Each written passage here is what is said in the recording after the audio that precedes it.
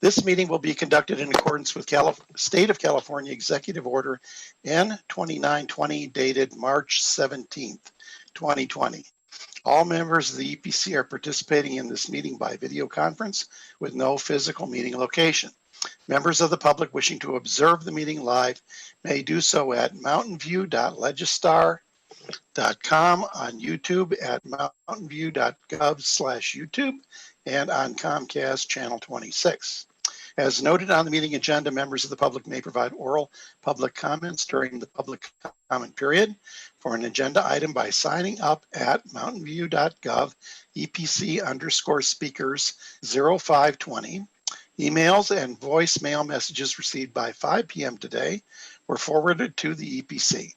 Emails received after 5 p.m. and prior to the close of the public comment period for the agenda item will be read into the record by city staff, and any voicemail messages received will be played by city staff. All votes will be taken by roll call vote.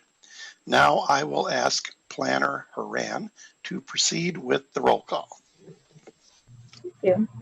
Commissioner Haymeyer? Here. Commissioner Holbrook? Here. Commissioner Lowe? Here. Commissioner Schmiesing? Here. Commissioner Yin? Here. Vice Chair Cranston? Here. And Chair Cox. Here. So everyone is present. Now on to the minutes. We are now going to go over the Environmental Planning Commission meeting minutes of October 2nd, October 23rd, and December 4th of 2019, and March 4th, 2020. And one of the things I was going to mention that we had talked about in the chair call before this was that some of these minutes are coming back because we didn't get 4 votes to approve the minutes. And so it would be, I think what we'll need is there'll be some members of the EPC who may not have been there, but we may need to get the 4th vote or whatever, 4 votes. So feel free to go beyond our normal methodology and approve minutes that you haven't been here so that we can get at least 4 approvals on each of these minutes. All right, so now for EPC discussion. Oh, is there any discussion from the EPC on the minutes?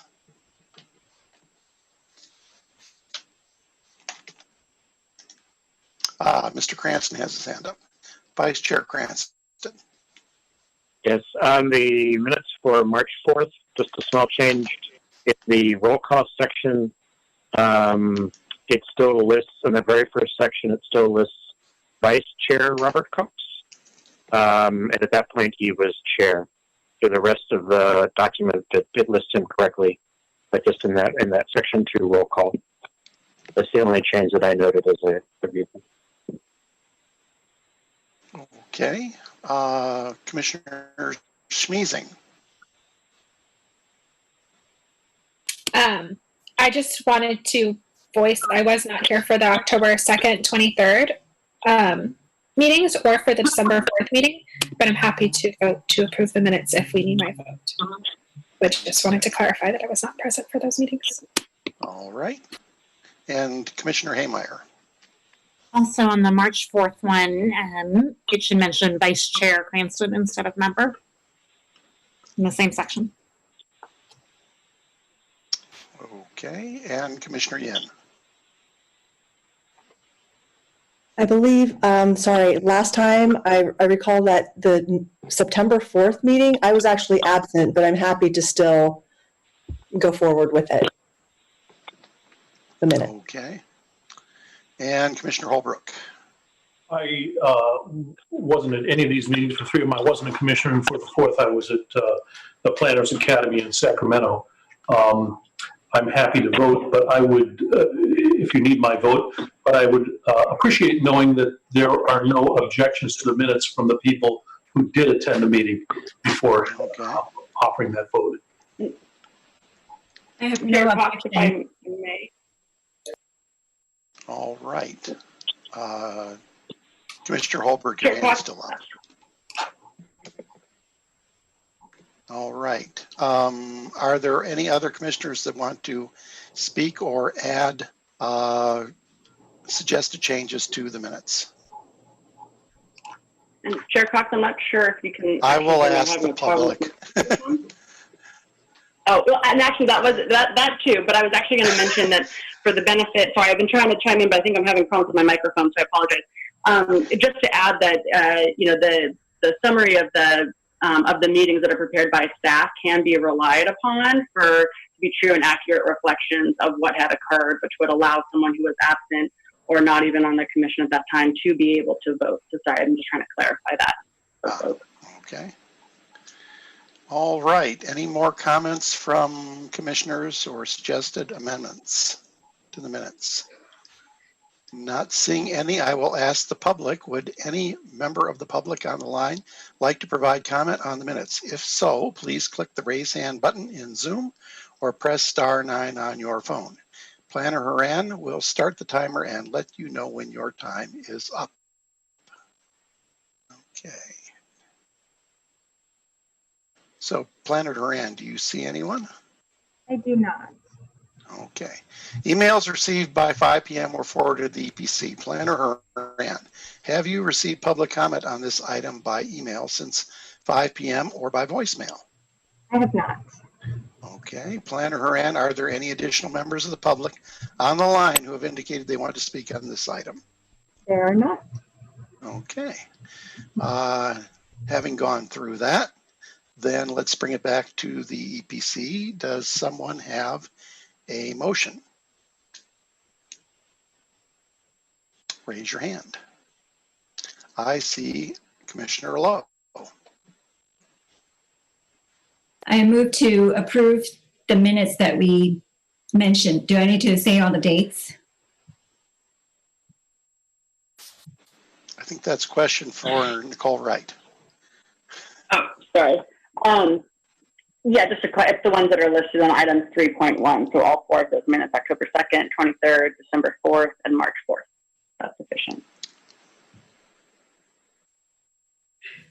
Okay. Commissioner Haymeyer. I'll second the motion. All right. Okay. So then I suppose we're going to do this by roll call vote. So Planner Haran, will you call the roll?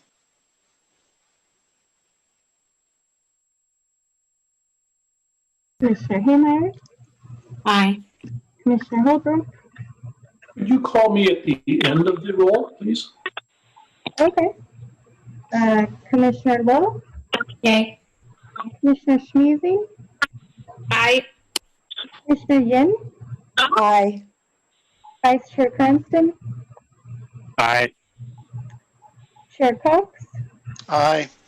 and Commissioner Holbrook. Aye. All right.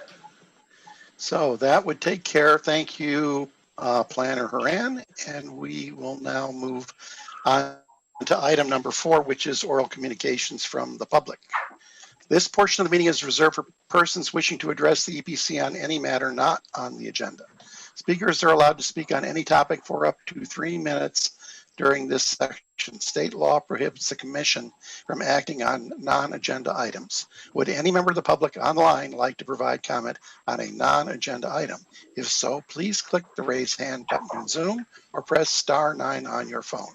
Planner Haran will start the timer and let you know when your time is up. So Planner Haran, do you see anyone on the attendee list? No one has raised their hand to speak. All right. Emails received by 5 p.m. were forwarded to the EPC. Planner Haran, have you received public comment on this item by email since 5 p.m. or by voicemail? I have not. Okay. Planner Haran, are there any additional members of the public online who have indicated they want to speak on this item? They have not. All right. Not having received any communication from the public, I will close this item and I will move on to item number 5, new business. In particular, item number 5.1, COVID-19 challenges and opportunities. So We have a special guest tonight. It is our Mayor, Margaret Abe Koga. Take it away, Mayor Margaret Abe Koga. Thank you, Chair Cox, and good evening, everyone. Thank you so much for having me at your commission meeting. It's great to see you all. Hope you're all been staying safe and healthy and strong. It looks like it, so that's great to see. But I wanted to just take a little bit of your time to provide an update on what we've been doing with COVID-19 efforts. And I also have been going to all of the advisory bodies to solicit your input on how we can move forward as we slowly start to reopen. And normally as mayor, I remember we used to get to have quarterly meetings with all of the commission head chairs, and unfortunately with shelter in place, that a lot of the things that we used to do we haven't been able to do, but I did really want to just check in with you all and get your insights and ideas as we move through this very unprecedented time. So thank you again for having me. Just quickly, I wanted to provide an update.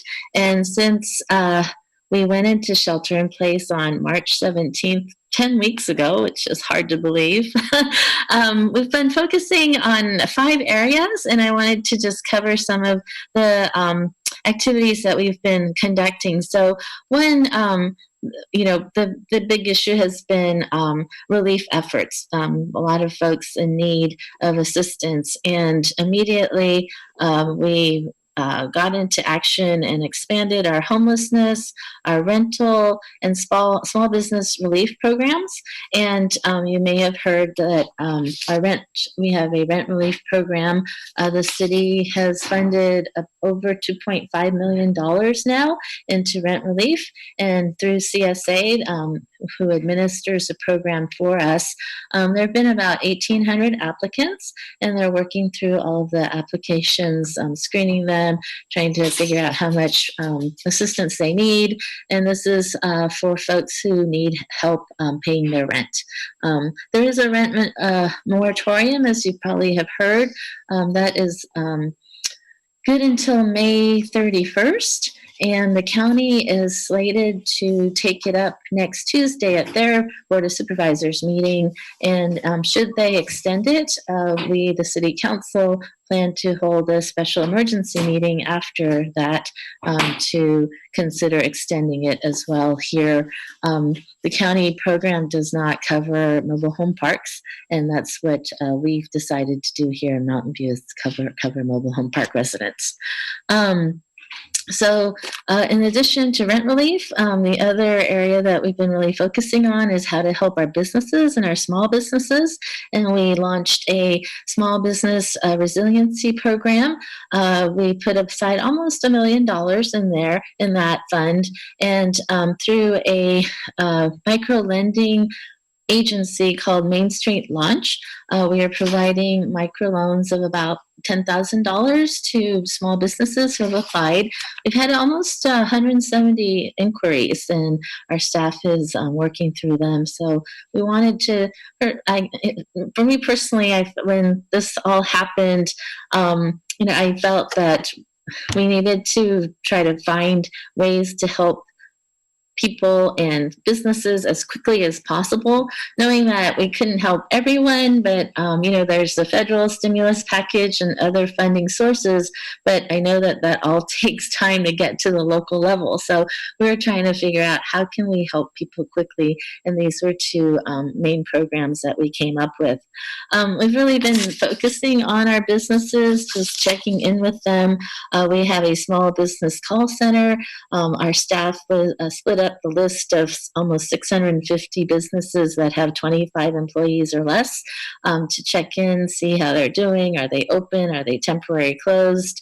I actually did a little list of my own, called some of those businesses as well, and it was very interesting, helpful. I was pleased to hear that most businesses have stayed open in some form. But of course, depending on how long this lasts, that can change. So it was good to check in with our businesses. The other area that we've focused on is expanding our homelessness services. You probably have heard we have the safe parking lots for oversized vehicles and those who live in vehicles. There's almost 95 to 100 spots now over several locations. And in addition to providing the space, we again contract with CSA, and they provide case management. So the purpose is really to get folks into more stable housing, and through them being at the safe lots, we can have caseworkers working with them to hopefully get them into a better housing situation. So we've taken over 50 actions to help the homeless since February. We have also provided grocery store gift cards and hygiene kits and 2,500 masks. So we've been putting out quite a bit of assistance to our lower income and homeless residents. So the need is great, I know. We also have, through CSA, have our senior meal program at the senior center. And I was out there yesterday helping. We do bagged hot lunches now. And when they started, they were telling me there were about 50 cars, and yesterday there were 225. So the need has grown. And so all of this assistance has been, I think, very needed. And I appreciate the work that our staff has been doing and our volunteers. So I'm grateful to them. Some operational changes, and this comes with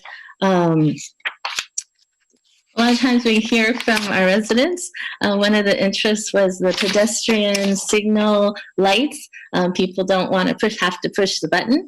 So we put in the automatic pedestrian phase triggered light changing system at 23 intersections, mostly focused in downtown, but also in other main thoroughfare areas. So we're trying to adjust and trying to respond to the interests and needs of our community residents. Our city staff has been out, so not most are working from home, but if their area of work is not available, or we've been deploying them out to help with like CSA, and they are helping with the rent assistance program, food delivery and distribution. And we're also very mindful that we have a very diverse community, many languages spoken. So we have a very busy and active multilingual outreach team in our city manager's office. And so they've been translating materials into Spanish, Russian, and Chinese, the three main languages spoken outside of English in our city. There's been a lot of regional collaborations, lots of Zoom calls with the county, with other cities. I personally have been involved with, there's another effort called Silicon Valley Strong, which has been a fundraising effort, and they also provide relief programs for the lower income individuals throughout the region. We've been working on testing sites, and there's potential, we might have read about potential hotspots in the North Rangsdorf area of our city. And so we're working with the county to see if we can get a mobile van test site up and running in Mountain View. And so the county has been working, and they're now up to being able to do 4,000 tests a day, which has been their goal. Now the challenge is getting people to get tested. So, and they have opened it up to asymptomatic individuals. Their priority is first responders and healthcare workers. I know Allie's the healthcare worker. And then frontline workers, those who work at like grocery stores, people who deal with the public. So we are trying to get the word out to please go get tested. And other operational changes. So we're slowly opening up. As you know, we're moving into phase 2 that starts on Friday. earlier this month, we opened up some of our recreational facilities like golf, tennis, the skate park. We're allowing construction. Our planning staff is busy because they're now processing permits and so forth, plans and permits. Our street and utilities maintenance crew have been out working in the field with making sure they're socially distancing and wearing masks. Gardening, landscaping, tree maintenance crews are working at staggered shifts. And this next phase will be allowing more retail to open for pickup only. And then something that are talking about, staff's working on, is potential closing of Castro Street for restaurants to be able to spread out as they have to change their operations to be more socially distanced. So I know there's a chamber meeting about that to take input. I think it's tomorrow. I met with the Downtown Business Association today, but would love to hear your thoughts. I know it's been a popular topic. We've heard from quite a few residents interested in this. Everything we're doing, we're trying to up our communications, make sure everybody knows what's going on. So if you may have heard, we have something called the briefing that is sent out 2 to 3 times a week. If you'd like a copy of it, you can text MV COVID to 22828 and you'll get on our list. You'll get that when it comes out. I think the last one just came out yesterday with the new orders and information about them. And then finally, this whole effort has been under what we branded hashtag Together Mountain View. And part of that is, or Together MV, I should say. And part of that has been a donation portal that we've created. You can get to it through our website. So as much as people have been emailing and contacting us for assistance. I've been really heartened to hear from many individuals who've wanted to help too. And so we felt that we needed to do something. And so we set up this donation portal. You can donate to either the Rent Relief Fund or the Business Relief Fund. And so far we've raised $125,000 with over 600 donors. So very grateful for our community. And, I love the city. I'm so proud of our residents and our businesses, and we've really come together. And so, despite the challenges of COVID, I think the one benefit is that it has brought our community together, and it really is very heartening. So, with that, the 2 questions I wanted to ask you today, are. 1, what challenges and opportunities do you see for our community? And 2, where could our collective efforts be focused? And so if you would be willing to provide your comments, thoughts, suggestions, I would appreciate it. So thank you very much.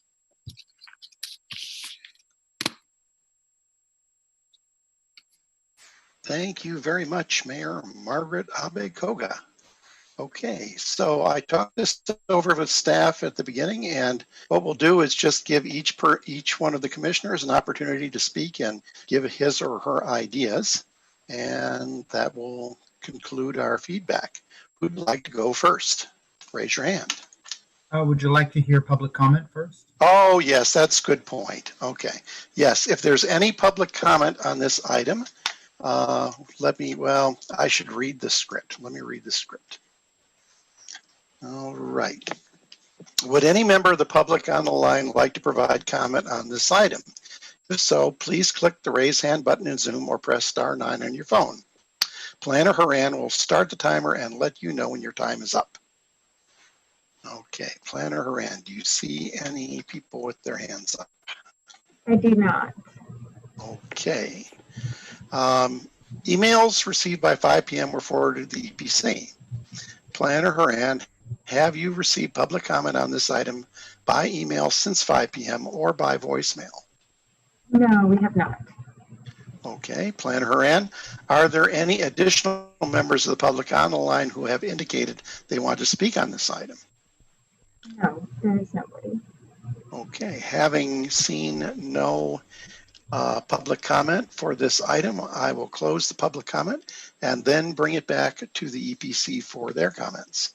So whichever commissioner would like to go first, may raise his hand. I see Pretty Haymeyer.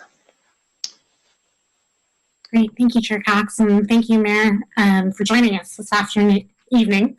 I really appreciate you providing the briefing tonight, and I have been reading the city's briefing every other day when it comes out, and I echo your comments that the city has really stepped forward in a really challenging time. And I think as I've been thinking about the questions you posed,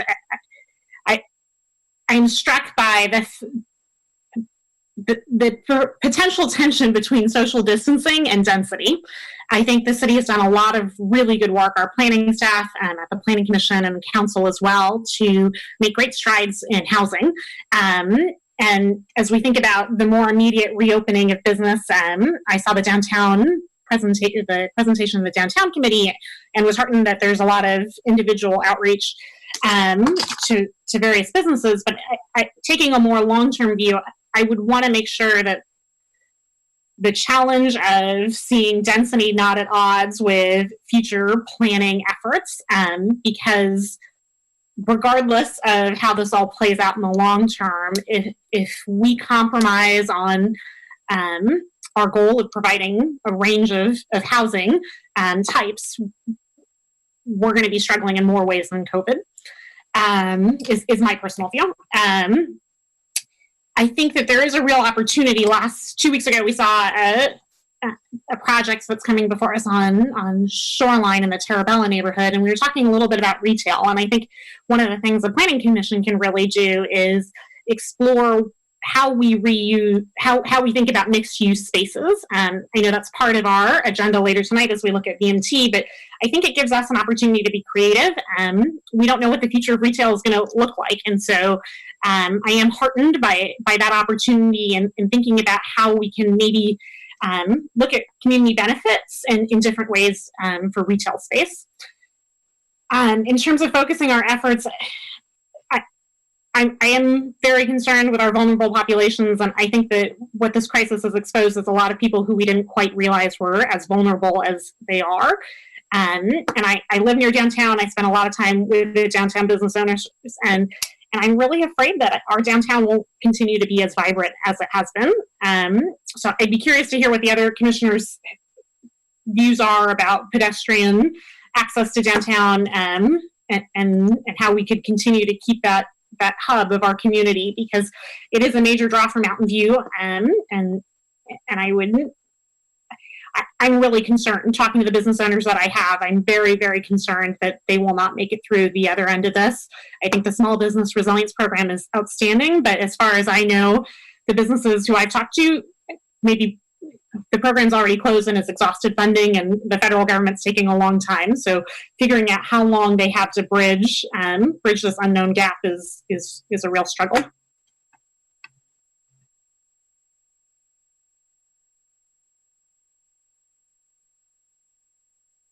Thank you, Commissioner Haymeyer. I see Commissioner Lowe.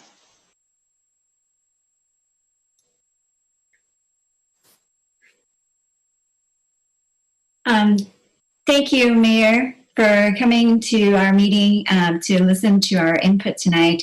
I really appreciate the council's leadership and all the staff's hard work during this unprecedented time. I also read the briefing. I find it to be very informative and very helpful. Regarding your question about downtown, how to help the small businesses, I think it's a good idea to be able to close Castro Street to car traffic so that restaurants can have more outdoor seating space. That probably will help some of the other stores to be able to have more customers come and do curbside pickup. It would just make for a much more walkable and pedestrian-friendly environment to encourage the small businesses in downtown to be able to come back. Perhaps not fully, because I don't think restaurants can, reach their capacity without seating people inside. But I think these efforts will definitely help for these small businesses to continue to survive. So I definitely support that. I echo Commissioner Haymeyer's concern about density. I'm also thinking of the long-term health and wellness of our residents, especially the most vulnerable populations. With the shelter in place, gyms are closed. A lot of people are using the streets to run, walk, or bike.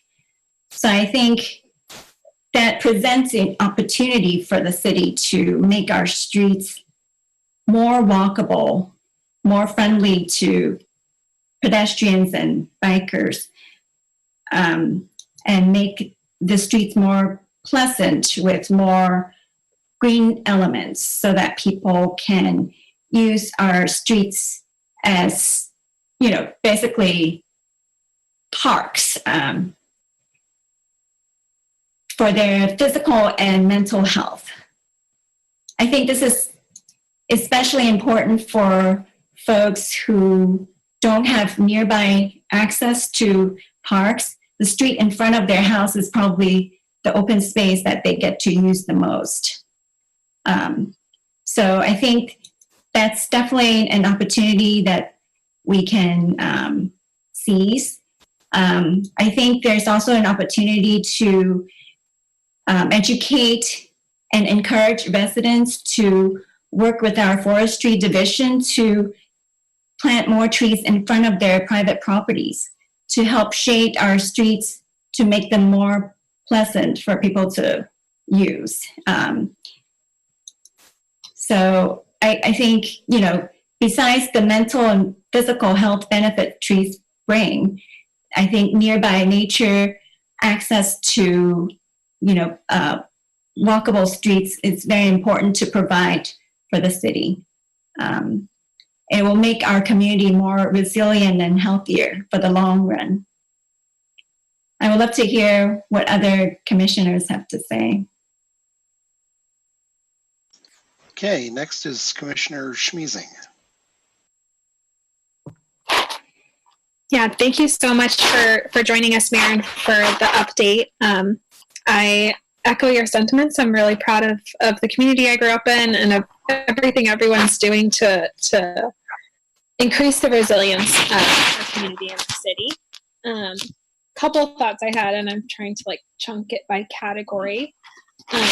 In terms of housing and things that we look at on the EPC, I very much agree with the points that Kami and Preeti had to offer in terms of mixed use, improving walkability and the green spaces available, and looking at air quality, because I know that there has been research coming out linking more severe cases of COVID to poor air quality. And so what can we do as a city as we consider development? Ensure quality.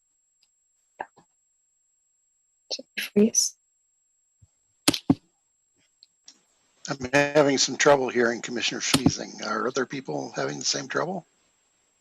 Yes. Okay, yeah, okay. Commissioner Schmiesing, do you notice anything about your setup that is keeping you from being able to speak?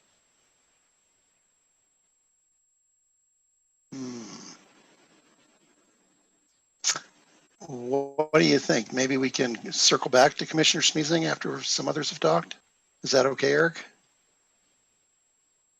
That's fine. And if Commissioner Schmiesing can hear us, it might help maybe to turn off her video or to otherwise reduce the necessary bandwidth. That may help a lot. Okay. Okay, she's gone. Let's go on to Commissioner Yin. Hello, Mayor Koga. Good to see you. Thank you. I'll just get directly. I'm sorry, I didn't put this in any sort of order, but I will reiterate that even before COVID, I think open space was precious and necessary, and we need to really try to maintain as much of that as possible. And I agree, our streets are the public spaces where we congregate and do things, and it is the largest amount of area in our city that is dedicated to public space. So the more walkable we can make that, the better. And as Preeti had said, Commissioner Haymeyer had said, as we move forward, I think there's no getting around that we're going to grow. And so I wouldn't necessarily be afraid of density per se as a thing, but it does have to just be balanced. And I think there are creative ways to do that. We can increase density slightly, and still maintain safe distancing. I think we just have to be creative in how we build, the design of what we build, and providing the outdoor spaces in order to be able to live close by without being in each other's faces. And as far as the businesses, it is heartening to see how the city has come together. It's really nice and kind of, lifts this sort of depressing feeling that we all have every once in a while and while we're sheltering in place. And I'm just wondering, I don't know if this is something the city can do, but maybe they can promote the idea of a city farm. It seems like gardening is becoming a booming hobby. I think cooking and baking are as well. Maybe we can try to unite some of these like old-fashioned so-called hobbies that are booming and turn that into something of a new normal and somehow activate people socially. And restaurants, maybe cooks could offer classes in how to bake, do it outside, natural or organic farming, how to bring those ingredients in. I'm not sure how the city can get involved in that, but it's a way to like bring the businesses together with people, socialization. I think there's a lot of loneliness and isolation, and maybe we can start to bring some of the more vulnerable population in, teach them skills, make them feel useful, have a place. If we can fund sort of people to be able to do the things they like to do, like restaurants, if you just pay them to cook and teach how to cook, they could maybe offer free meals to people who need meals, and it just cycles. Outdoor performances, people could socially, still distance themselves. And I don't know, this might be a hot topic, but when people go out and they're in an area that's a little bit more crowded, you just say that you have to wear a mask, when we're closer together, and that's just the new norm. And that allows us to be closer together without, increasing the risk too much. There are all sorts of like little ideas, but I'll just end it there. Thanks. Okay, thank you, Commissioner Yen. Looks like Commissioner Smeezing is back. Maybe you could finish your ideas there, Commissioner Smeezing. Yeah, sorry guys, my internet has been struggling to keep up with the quantity of Zoom calls going on. I'm not quite sure where I cut off. I think when I saw the video freeze, I was talking about air quality. And I think I made my point on that, but oh no.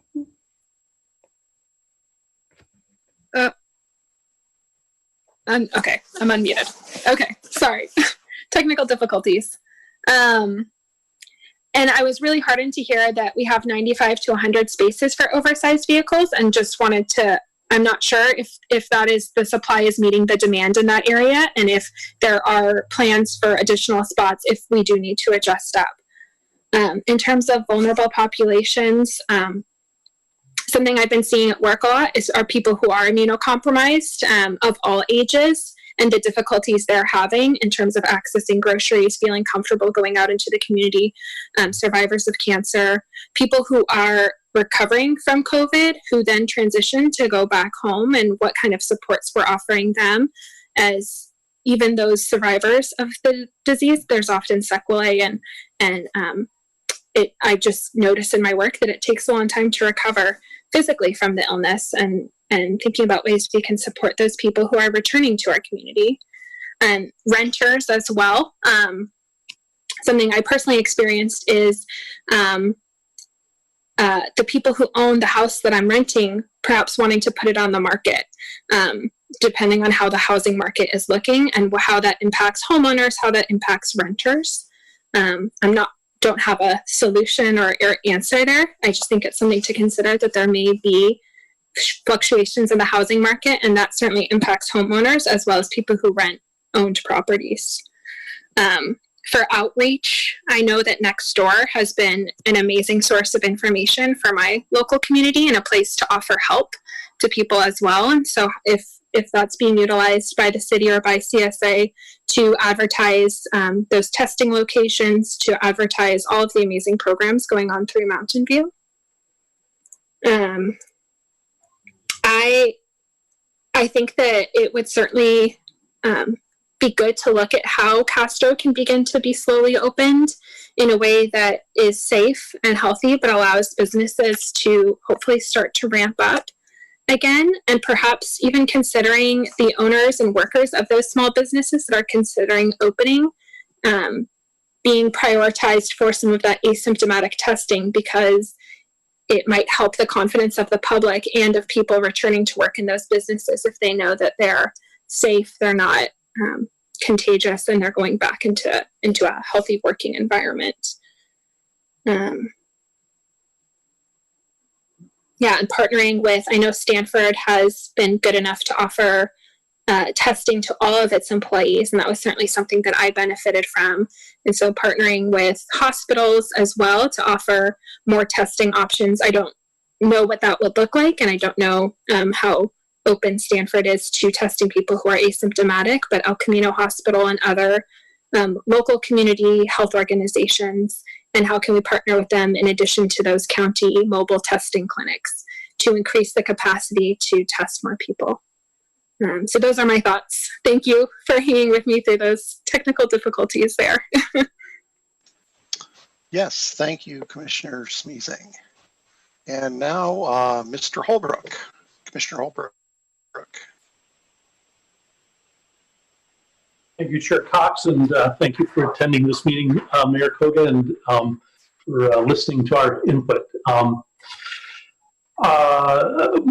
As the other commissioners have said, much is being done, and that's great. It's encouraging to see all the programs that Mountain View has taken on in the county and the state as well. But to address your questions, I guess I'd have to start with challenges in terms of economic pressures. I saw the presentation that was given to the Downtown Committee this morning, apparently, or at least a copy of the presentation. And I was struck by the fact that the average percentage of gross income loss reported by businesses, mainly with less than 20 people, just about all of them had 20 or fewer employees, that the loss was 67%. That's significant. I saw data today from a survey being undertaken by the census. It's weekly data. The closest I could get to us was the state of California, but it showed that in this state, 54% of adults say they or another adult in their home have lost employment income. 42% say they're expecting their households to earn less from work over the next 4 weeks. 10% sometimes or not often in the last week didn't have enough food.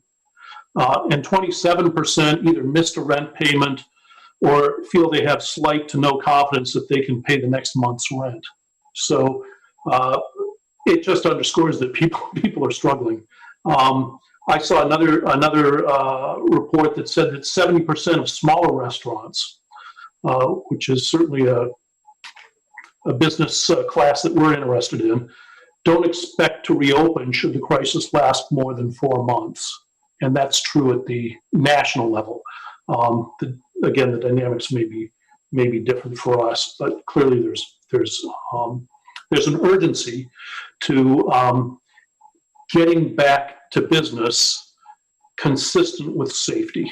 The other thing I'd like to, that was observed in one of these studies, the census study, was that nearly 6 in 10 adults reported feeling nervous, anxious, or on edge for several days or more in the previous week. And almost half of them said they could not stop or control their worrying for at least several days. So I want to reinforce the suggestions that Commissioner Yin was making. to help people get out of themselves, get to parks. Libraries weren't mentioned. I think that's a good way for people to enter another world. Outdoor performances, anything that we can do to help break some of that stress, I think would be helpful. Opportunities and challenges. I mean, we can talk about density and our desires with respect to density, but fundamentally, this is going to be driven by demand in the market to some degree. And it's not something in the end that we control, although we may have a say in it. I think we are seeing feasibility of telecommuting and telemedicine. There may be a reduced burden on transit because of workers wanting to work from home. That has an upside of less pollution. Long term, yes, as one planner I read today suggested, urbanization has always been a greater force than infectious disease, but that doesn't mean that this may not slow things down for a while. And how much remains to be seen. I think one of the bigger challenges that we're not facing immediately, but will soon enough, is helping people to plan. The ability for people to make decisions about the future is going to be important. But I'd say at this point, we're very much in a place where we're all learning along with others what's true. So it may be premature to launch too big an effort there. Where could our collective efforts be focused? One thought I have is that I think most people are pretty concerned about this. There are notable exceptions that you read about in the press where people aren't, but I think that there's a general sense that there's a lot of concern. People are taking this very seriously, especially around here. And I would say that there may be an element of fear, uncertainty, and doubt about what people may be getting into if they were to go back to the work back to work, back to restaurants, out shopping. If you haven't been to Costco for a couple of months, and I haven't, what is that going to be like the first time? And reducing the fear, uncertainty, and doubt about having that first occasion to re-engage with the economy may help to speed things up some. So that was a thought. I would say that we are going to want to, I would suggest that we want to allow risk-averse people to function at their level of risk tolerance while enabling riskier activities for people that have an appetite for it. So basically what I'd like to do is allow people to take as much risk as they're willing to take, consistent with being well-informed and not hurting the opportunities for others to get done what they need to do in a way that they're comfortable with. Some people are going to be social distancing for a long time. You know, if you're a vulnerable adult, you're doing this probably into stage 4, which could be a ways off. And I wonder if we may be moving from a dichotomy where we have seniors and other at-risk people in one class and sort of other people in the other class to maybe 3 layers of risk, where there are people who are willing to take a good amount of risk. There are the seniors and at-risk people who aren't willing to take any risk. And then there's a class of people in the middle who still would like to have masks. They'd still like to have social distancing. And we may find that the opportunity in a few months for those people to have their risk tolerance met becomes harder to find. My wife was suggesting it might make sense to have store hours for those people too, for example.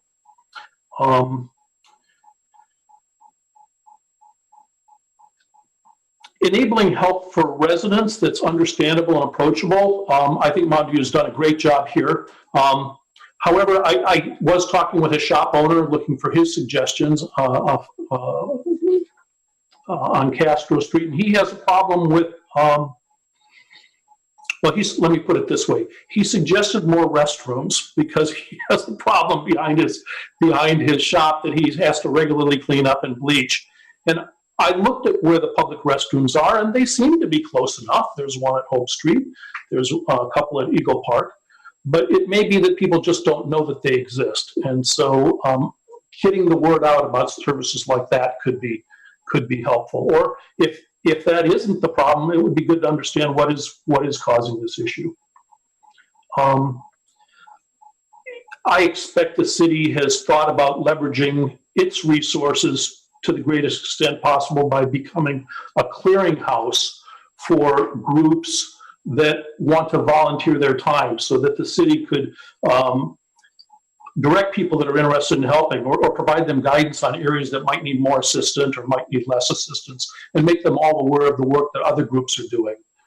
That seems to me to be a potentially high leverage idea if it isn't being done already, and I wouldn't be surprised at all if it is. I thought the suggestions that were made by small businesses in their small business survey are worth careful thought. One of the comments that I've heard from my neighbors is we really would like to see the character of Castro Street preserved, and that in order for that to happen, it's going to be essential that we take care of the small businesses and get business back to them soon. I don't know if there's anything that Mountain View can contribute to as our part of helping the county meet the criteria it needs to reopen. Mountain View will require, the population of Mountain View will require 12 contract tracers, according to state formula. You mentioned test locations. If there's something that we can do to facilitate that, or the logistics around that, that would be good. And PPE for skilled nursing facility looks to be an area that the county needs work on. And again, I don't know if there's anything that we can do there. A last thought is my inclination is that the county has got it right in terms of not mandating, not requiring masks unless they're prepared to at least provide some enforcement of that requirement. And I believe that if it were a requirement, you'd see a higher compliance rate. But putting a requirement in place that you're not prepared to enforce is not a good message to be sending. Those are my thoughts. Thank you for listening. Thank you, Commissioner Holbrook. And now to Vice Chair Cranston. Thank you, Mayor. So I'm going to bring a little different perspective to this. I don't know if everybody is aware of this or not, but I am a small business owner, not in Santa Clara County, in San Francisco County. And San Francisco is about 10 days ahead of Santa Clara County in its efforts to reopen. And so I guess a few observations there. Some of them are kind of more short-term, some of them are long-term. One of the things that I have had to go through is my ongoing costs are going to be higher. I am now supplying sanitizer. I'm required to supply sanitizer. Trying to find it initially. Fortunately, there's a distillery up in Vallejo that makes big gallons of instead of whiskey, they're making sanitizer. So I had to buy a couple gallons of sanitizer. I'm now buying gloves for my employees. I tried to buy more gloves today, and I was only allowed to buy one package of gloves at a time on Amazon. Since I'm not a healthcare provider, that ability to acquire the protective gear that's required for me to be able to have my business open is difficult to find.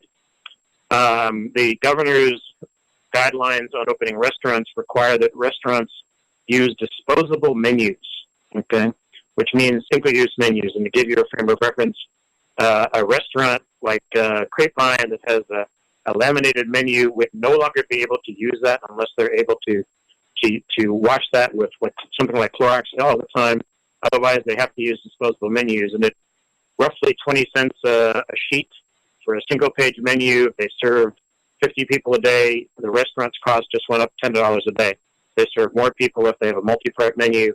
It's now an ongoing cost of just even being open. We were required, and I believe Santa Clara County is looking to do something similar to provide signage on the outside of our building. I have floor graphics all around my shop. Fortunately, I can print this floor graphics, so my costs are a little bit lower, but it took about 35 circles around my shop just to be able to make sure that the areas where my employees knew how far apart they were. So there was an increased cost up front, and the resiliency programs are great because if they're loans, but I can't use, if I have to spend $1,000, which is about what I've had to do just to be able to meet the criteria of being open, that's the straight cost. And when my numbers are not as good as typically you're seeing, Commissioner Holbrook, we were down 90% in April. Okay, we're seeing it bit better so far this month, but there's no revenue to pay for those things. If I want to reopen, it means coming out of my pocket. So there's an ongoing opportunity, a longer ongoing challenge. You're going to have all these businesses that we want to see reopen are going to have a higher ongoing base level cost structure in place that they're going to have to deal with. There's going to be costs associated with just even being able to reopen the business itself. We have gone to keeping the doors locked all the time and only allowing people in and actually meeting them outside. So it's similar to the program that Santa Clara County is going to move to, where it's meeting people outside. But it means extra time for meeting people outside. How do you deal with people when you actually need to be able to have a conversation? So there's both ongoing costs of supplies, equipment, and the like, as well as one-time costs to be able to get up and running. And these are just there's no ROI in these things. Okay, it's a straight cost. One of the things that San Francisco and I think the guidelines that Santa Clara County are using are similar to the ones that were published by San Francisco. It provides guidelines on what those things are that they need to have, but they were not particularly specific about when businesses and what kind of things they needed to have. One of my neighboring businesses is a restaurant that's been open for the entire time doing pickup and delivery. They had somebody from the city come in and tell them, hey, the way you're doing things on your floor marking and the like aren't sufficient. So providing better guidance to the businesses that do want to reopen as to what they'll be expected, how much time they have to do it. Not everybody can do all this stuff the first day. So making it clear for businesses in Mountain View to say, if you want to reopen, these are the kinds of things you'll need. This is when you need to have those fully in place. You can use blue tape for the first couple of weeks, and then you have to do something different later. Would help the businesses as they begin to reopen. The other thing that we saw in San Francisco was when they began to allow people to go back outside, Dolores Park, which is a large, really great park in the middle of San Francisco, was mobbed right away. Okay, I sent Eric a picture of something that New York did, where they put circles around in a park where people could go and hang out, and it kind of provided some guidance as to, yes, you can come to this place and you pre-partition it. And I mean, Eric, you can just send it to the mayor for her to take a look at. Some of my neighbors have gone out and bought little tiny orange cones, and so that's what New York is doing. And so allowing, if we could look at areas around our city where if somebody wants to go outside and exercise, just go along. You can borrow the line marker from Mountain View High School and draw grids, okay, for people, just to help them to help divide it up so people they actually can be out there. Everything I've heard is that being outside without a mask is not all that bad, but if you have somebody walking up in your face, that's no better than otherwise. So providing that kind of ability. I mentioned my neighbors went out and bought those little orange cones, and they partitioned their driveway for a little hangout party. They each had their little 6-foot square. They had their little lawn chairs in it and the like, but they brought their own. One of the things that we've seen in San Francisco is they're going along, even the trash bins are being sanitized. The public, they're coming along with a guy in it looks like a hazmat suit with a sprayer, even the trash bins. And Commissioner Holbrook, I understand that, the idea of public restrooms, but I have a hard time going into a public restroom on a normal day. If you're going to make more of them, it needs to be, if you're going to open up Castro, which I love that idea, people need to see that there's somebody there that's keeping them clean, that's not something that then becomes a convenient point of contact between folks. So, I do think that we're going to come through this, but there are challenges as we begin to reopen that people aren't fully at least San Francisco hadn't fully kind of thought through, and perhaps Mountain View and Santa Clara County can learn from that. I would like to see, I did hear on the KCBS today that 2 test sites have been opened up in Santa Clara County for residents. Anybody wants to get tested. The one's over by the fairgrounds, and the other one's in East San Jose. So we're all about 10, 15 miles away from the closest one, and I would love to see the county put one at least somewhere on the west side of the county for us to be able to participate in that. So that's my feedback. Thank you, Vice Chair Cranston. And now just a few words from me. If you ask me what bothers me the most about the COVID crisis, other than the health aspects of it, it's just that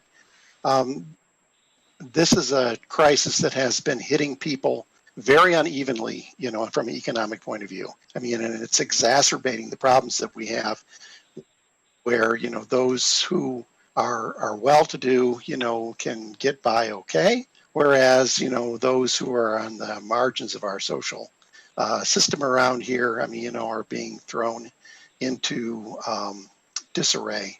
And I really thank you, Mayor Koga, for immediately reaching out, particularly in terms of opening up, restrooms, opening up the safe parking, doing whatever we can for those people who are most marginalized.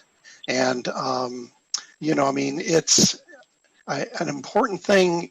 I guess I would say another important thing is that when we're thinking about what we're doing here, let's make sure that we have a good, we're thinking long-term, okay? Because, when this thing started on March 17th, we were talking about 3 weeks of sheltering in place, and many of us were hoping that, okay, we're going to stay home for 3 weeks, and, the numbers are all going to level off, and then we're going to go back to work. We'll pat each other on the back, and everything's going to be fine.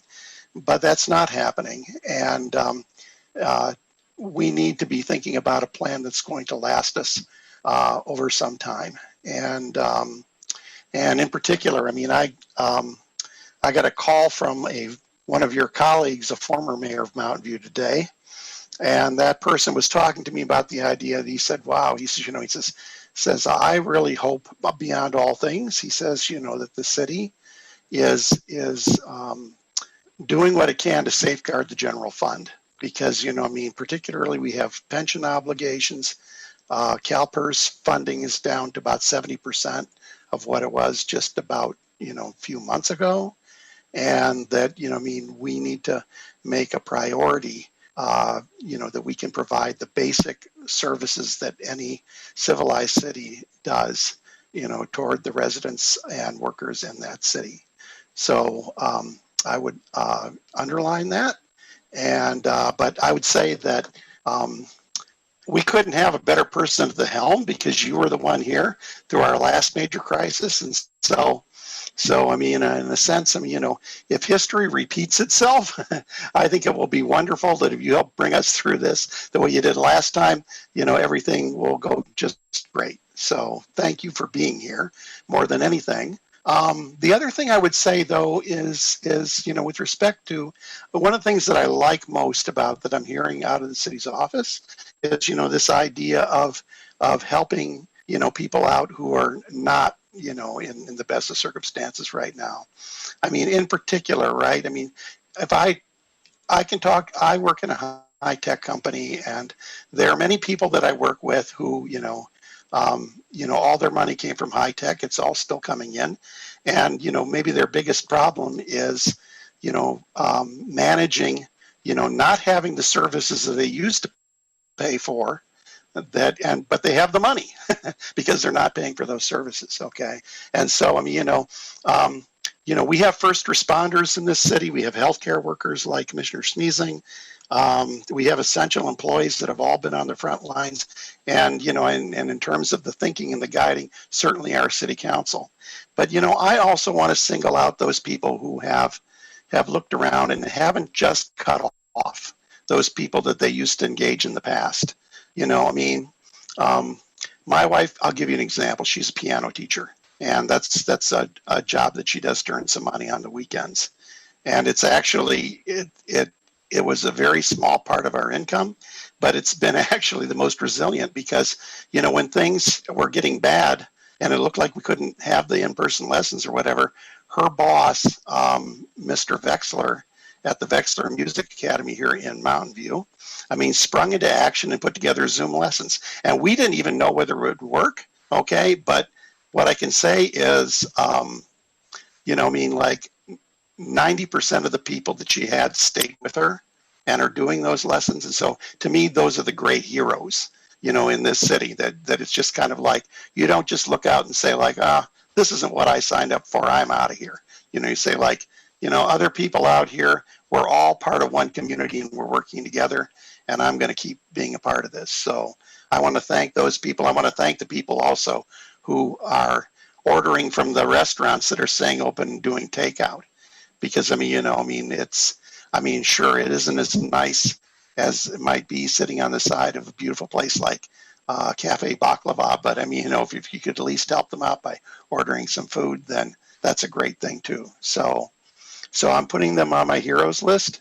In terms of ideas of what we can be doing, I think the best one, well, I mean, I want to echo what Commissioner Vice Chair Cranston said, because I was told that just down the street from me in Loretto, they did the same thing. They had a block party and they blocked off parts of the street, you know, where people were able to stand, and the neighbors, you know, were able to, you know, stand at a social distancing level and talk to each other. So maybe if we can organize more block parties like that, that would be a good thing. Another wonderful thing that I saw happening was we had this thing about, you know, like putting bears in your window, you know, I mean, you know, stuffed ones, not real ones, so that, you know, when the children walk around with their parents, you know, they can look in there and then, you know, they can say, oh, look, I found one here and I found one there. And that's been a wonderful experience. On one day, there were even jokes. And as I was walking around, I was able to find out that the reason a cat can't watch a movie is because it always hits the pause button. So anyway, so that's just part of community building. We've had stuff where people have gotten together and had chalk up the sidewalk parties, you know, at appropriate distancing. And so all of those kinds of things help build community spirit, and I hope they continue and are encouraged. On the practical side of things, I have a sister that lives in Rochester, New York, and I asked her, well, how are things going with you? I said, you know, what's changed? And she said, well, she says, you know, our city just started a new service. And what they're doing is, you know, I mean, you sign up on a website, you give them your email or your cell phone number, and every day they send you a checklist of 7 questions, you know, that have to do with COVID symptoms. And you just take a minute each day to check off what symptoms that you think you might have. And then, you know, the city aggregates all that data together and uses it as a means to locate hot spots where something might be flaring up. So if they can do that in Rochester, you know, sure, Google or Silicon Valley with Facebook, with all the connections there, ought to be able to run something like that. So as we move out of this, we can make sure that we don't descend back into it. So anyway, those are my thoughts. And are there any other commissioners that want to say follow-up items? I'm not. Oh, Commissioner Haymeyer. Could I just clarify with the mayor, is the proposal to temporarily reopen or to close Castro to cars, or would it be part of a broader long-term strategy linking to the Moffett Central Expressway closure? So the proposal, and actually Dawn Cameron, I see her, she's in heading it up, her department, is for a pilot program. So it's supposed to come to council in mid-June for approval. And if the council approves it, then it'll run through the summer. My understanding is till about September.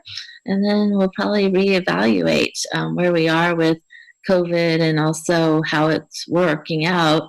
I know that, you know, over the years, the community has expressed interest in closing Castro Street to vehicle traffic, and in light of the closing of the crossing at grade crossing there, this might be a good segue in.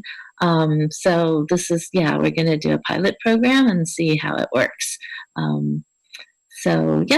Well, stay tuned.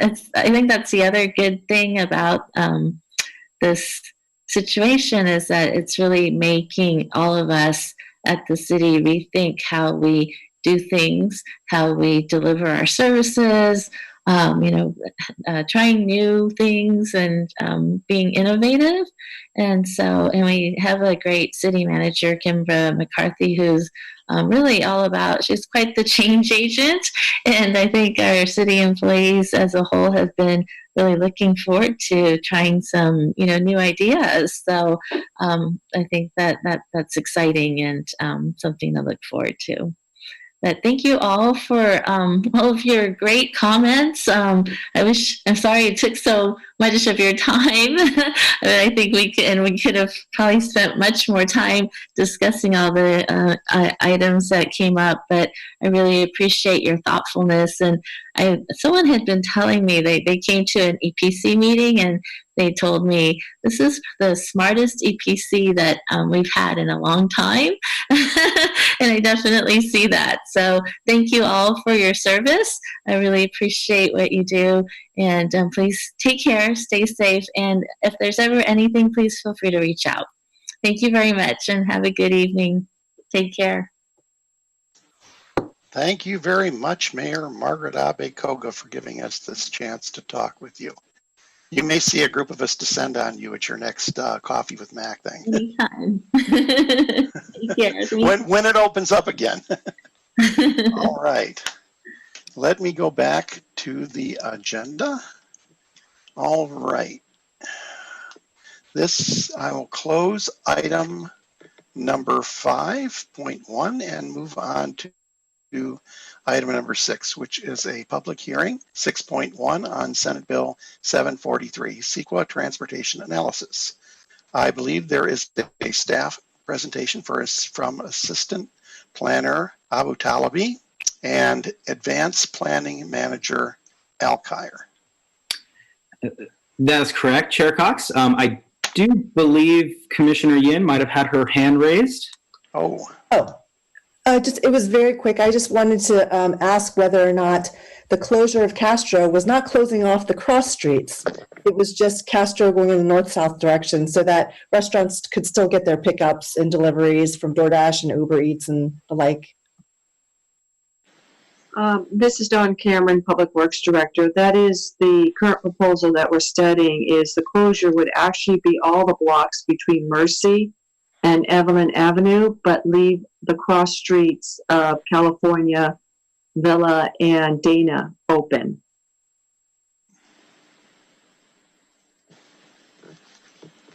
Thank you. Okay. All right, now on to 6.1. May we have the staff presentation? Yes, we may. Good evening, commissioners and members of the public. I am Sarush Abu Talabi, an assistant planner with the Community Development Department. I'll be presenting tonight alongside Dr. Ria Lowe, the city's transportation manager from the Public Works Department.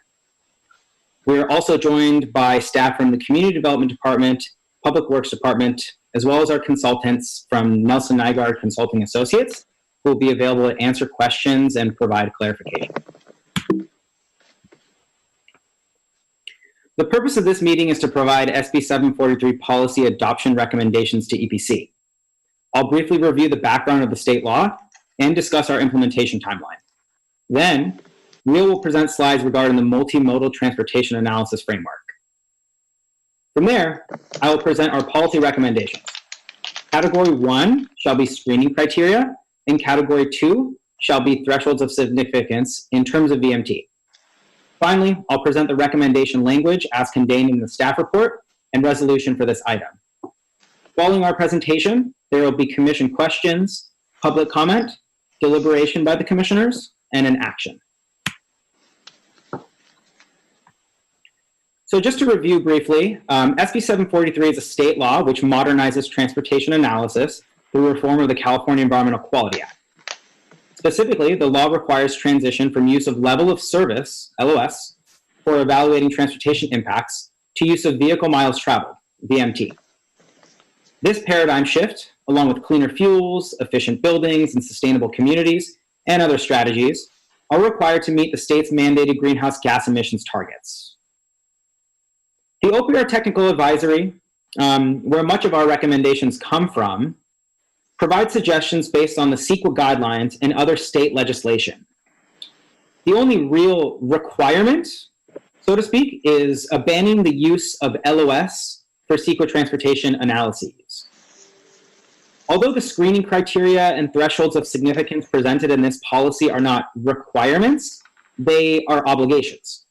And a decision to not adopt the recommendations or to deviate from them would need to be supported by substantial evidence that is well documented.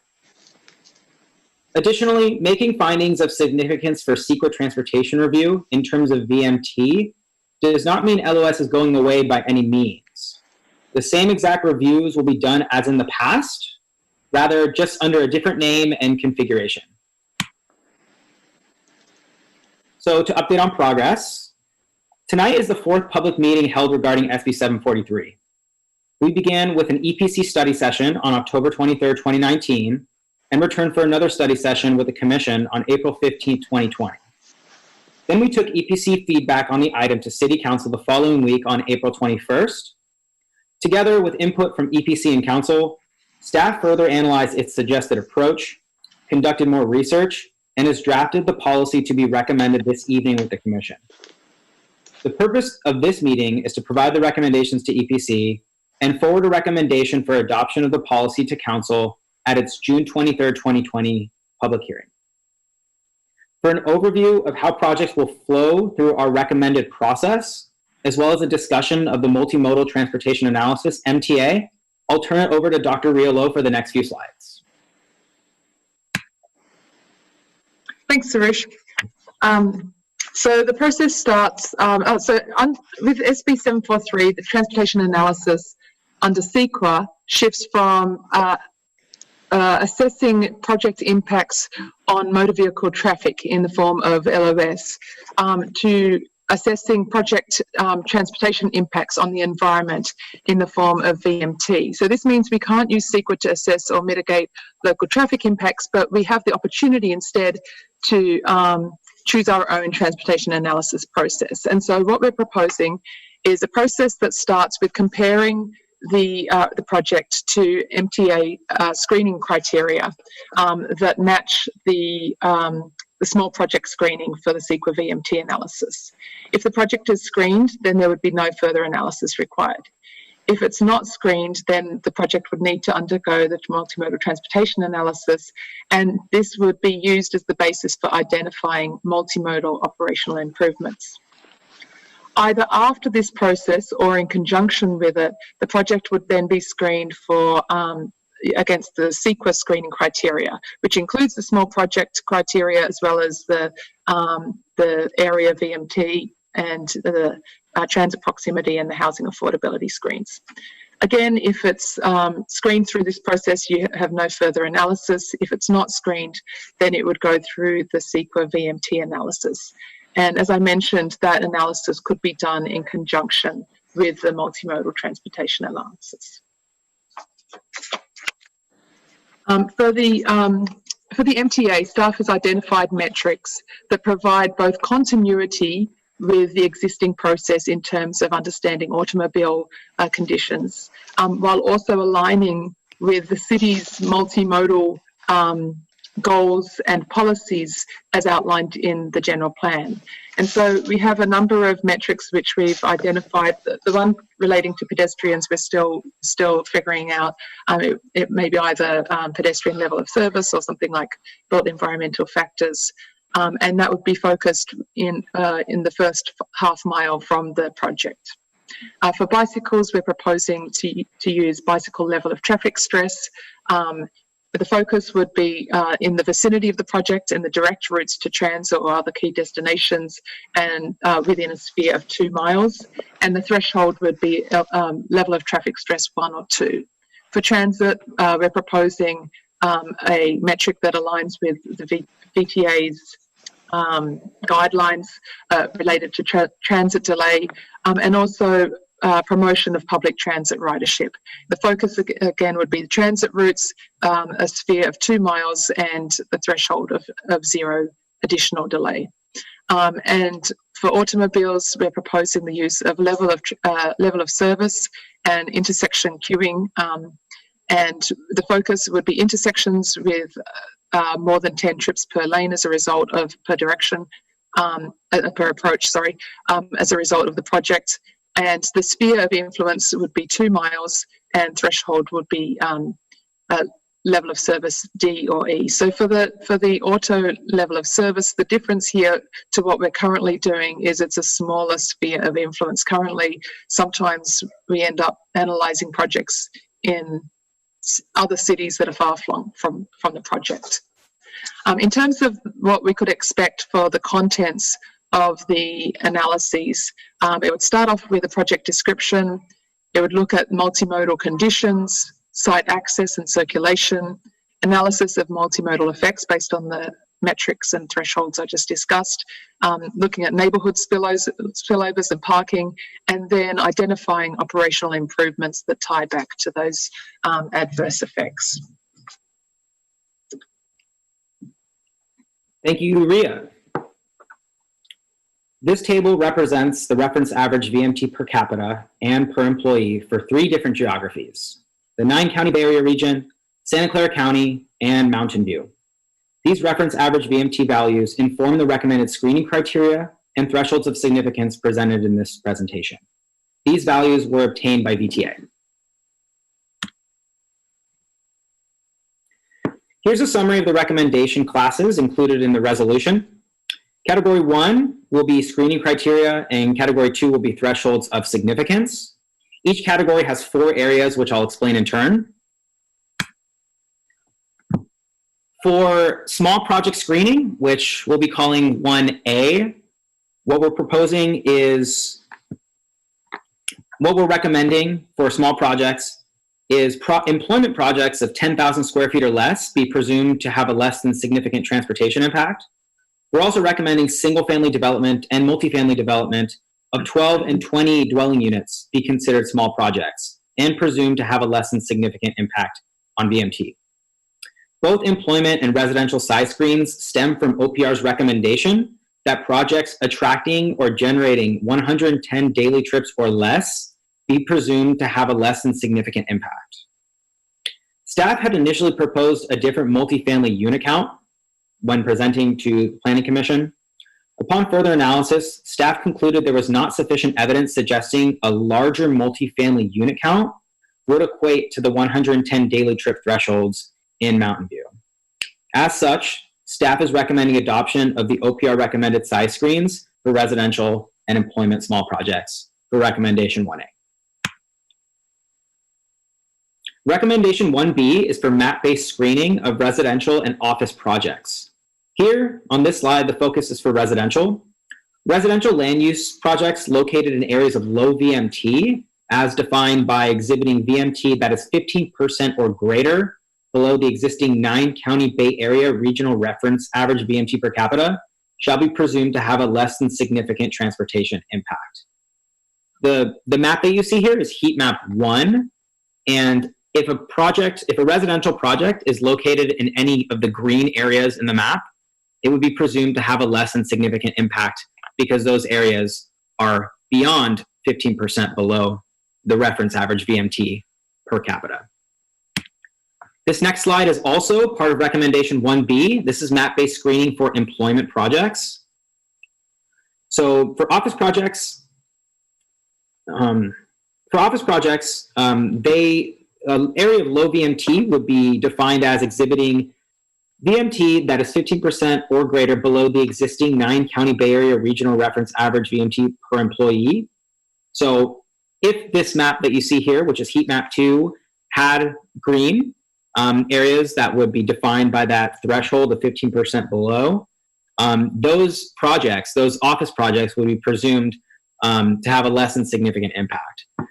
As you can see with the large amount of red on the map, there are no areas that can be classified as low VMT. Most of the areas are above the mean here.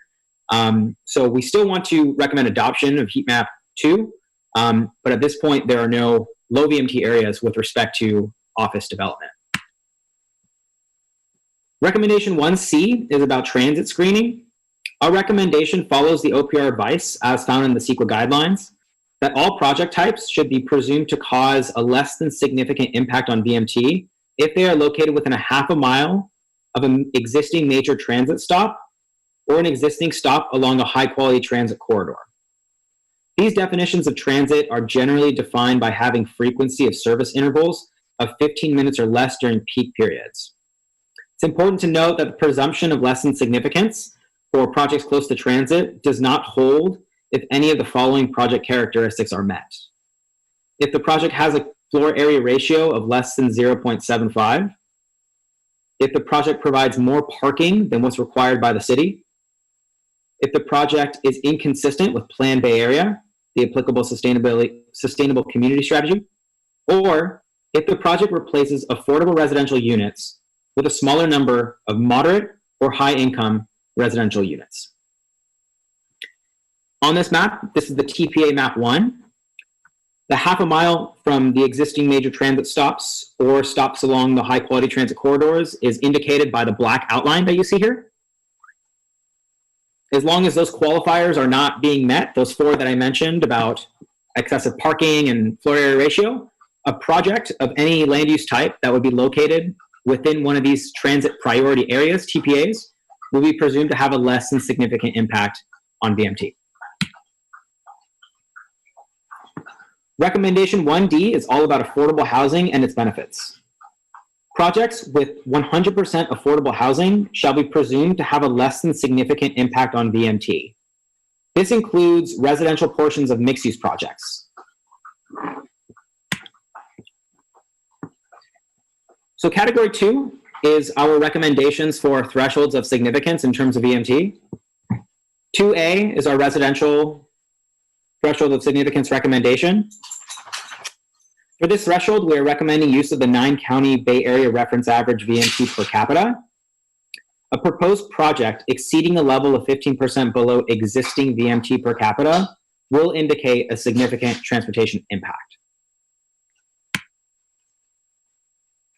For recommendation 2B, this is for office land use projects.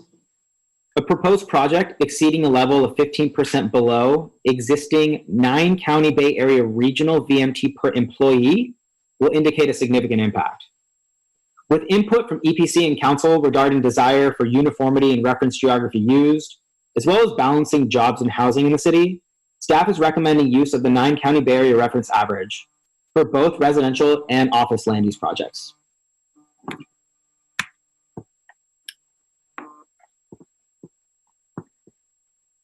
For 2C, we're handling retail projects. For this threshold, a net increase in total VMT shall be presumed to cause a significant impact. That said, a retail project, if the VMT from that retail project is expected to increase the total VMT in an area, then that retail project would be presumed to would have a significant transportation impact. Depending on the local context, projects determined by the city to be local serving retail are exempt from being required to conduct a detailed CEQA VMT analysis. Retail projects larger than 50,000 square feet may be considered regional serving and would be subject to the retail land use threshold of significance. A net increase in VMT would be calculated as the difference in total VMT in the area affected with and without the project.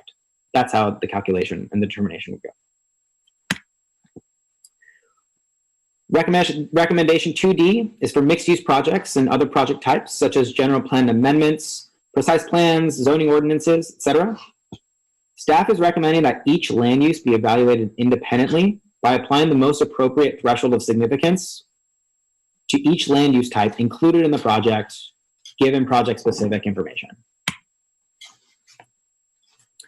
And finally, we do have a recommendation. It's the same recommendation in our staff report and our resolution. It reads as follows: that the Environmental Planning Commission adopt a resolution recommending the City Council adopt the policy implementing California Senate Bill 743 regarding transportation analysis under the California Environmental Quality Act. Thank you. And that concludes staff's presentation. Okay. Thank you, Planner Abu Talabi.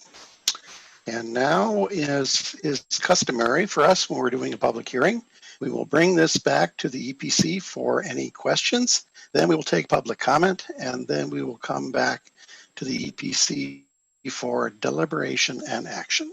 So let's start with EPC questions. Are there commissioners who have questions? Raise your hand, please.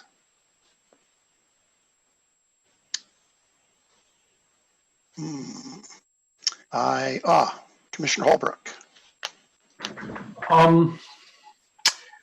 This question pertains to an answer that was provided to questions that were submitted by the commissioners on Monday, and which were addressed in the communication we received this afternoon. And it has to do with the MTA analysis.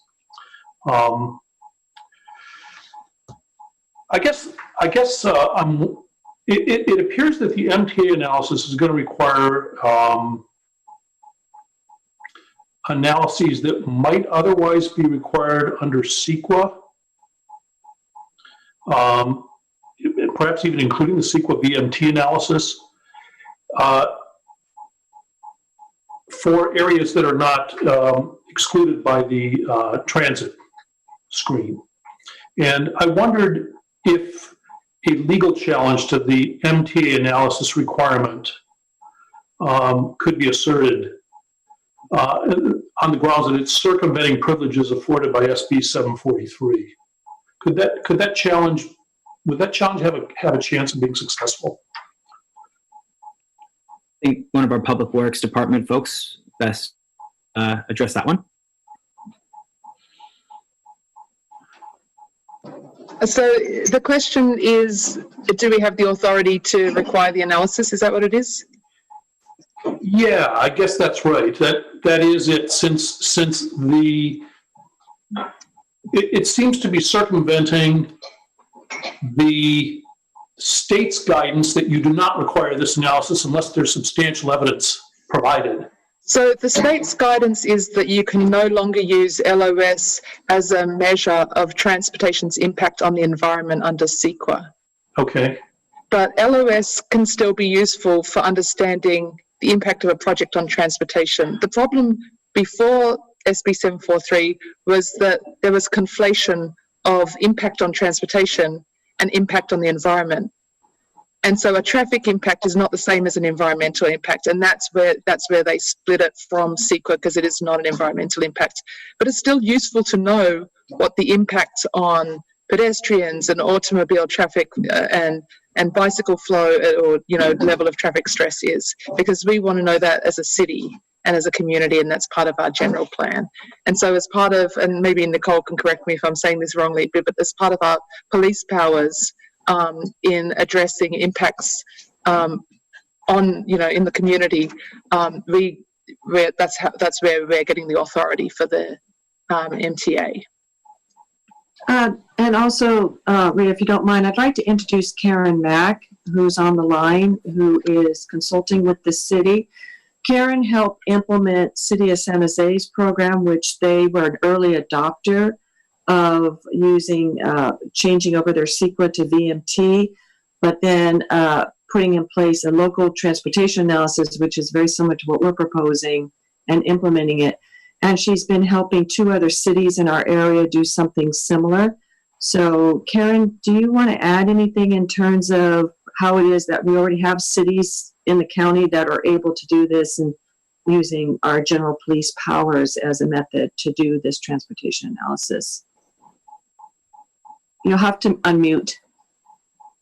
Thank you. This is Karen Mack. Happy to be here. San Jose was an early adopter, and the same concerns that occurred with the councils and the commission and the community are echoed through the county as we all try to adopt this new VMT policy. So in response, San Jose adopted a local transportation analysis, which is basically a multimodal transportation analysis, could be a traffic operational analysis. And the intent is to address project effects on the roadway system that were caused by project traffic. Although it's not a CEQA measure, it is a policy. It's covered by policy, city policy, and enforceable by city policy. That was the determination of San Jose's city attorney's office. Thank you very much. I appreciate those answers.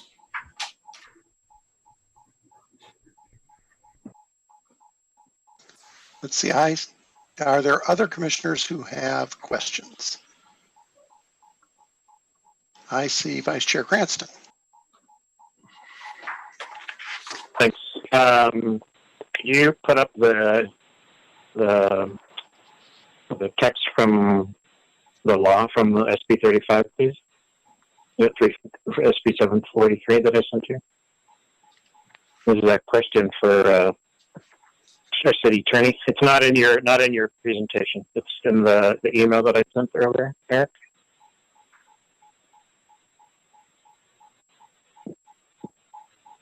Sorry, did you say it was an email to me? Yes, you forwarded it to everyone.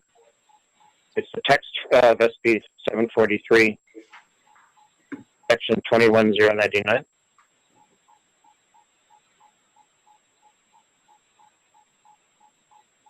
Do you have a for one that was sent? You forwarded it to everyone a little bit after the meeting.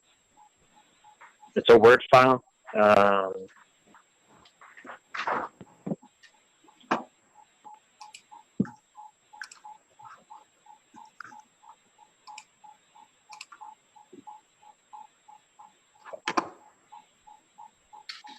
If you have it on your computer, we can promote you to co-host, and you can share your screen. Okay. How do I do that?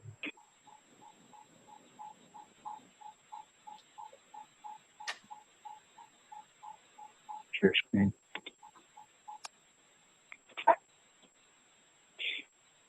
Can you see this?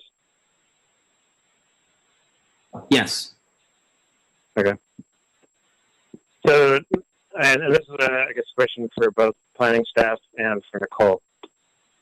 The actual law that incorporates the transit priority area, I went out to the state's website and pulled that down to read it myself. And I'm particularly, my question specifically is on section B3 in there that says, the subdivision does not relieve the public agency of requirement to analyze the project's potentially significant transportation impacts related to air quality, noise, safety, and any other associated impacts with transportation.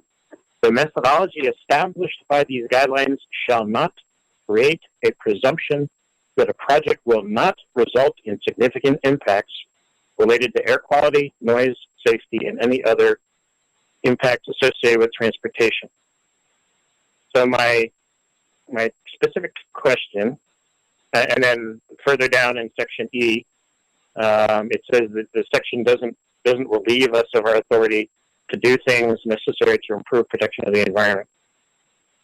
So my specific question is related to the transit priority area for office use. The map that's been recommended, there is no green area on that map at all. I can actually show it here if that would help. Okay, there's no green area anywhere on it. The vast majority of the area is moderately is more than 5%, and most of it is over 15%.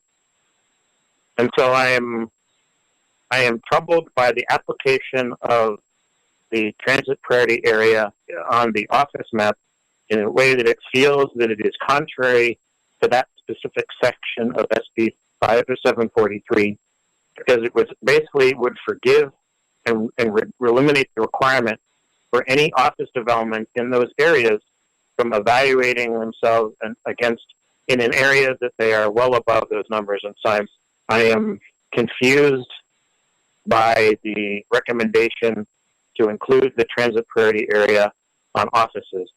When you look at the same map on residential, the vast majority of the areas are either green, as you said, Commissioner. I can't have you guys last name with the Bobby. Sorry. The residential, if the transit priority area was not applied on residential, the vast majority of areas would not require analysis because they're already in that below 15% category. So it doesn't appear that would have an impact there, but I'm troubled by that language that says we can't do something that basically forgives the requirement of reducing the impact on air quality, noise, safety, and other impacts when we have a map that is so clearly red. Can you comment to that, please? And I guess this question for Nicole, am I reading that section of the law correctly?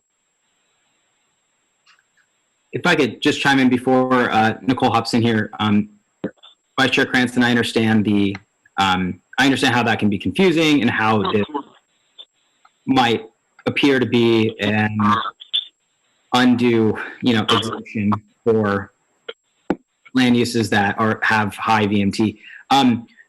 Certainly, Nicole can opine on this. What I take that section to mean of this subdivision does not relieve a public agency is it does not relieve a presumption of less than significant impact for transportation does not relieve a public agency from having to assess a project for its possible impacts to air quality, noise, and safety. It only says that if you're presuming something to be less than significant from a transportation perspective, that presumption does not carry over to presume that the project has a less than significant impact with respect to air quality and noise, et cetera. But perhaps Nicole has some thoughts.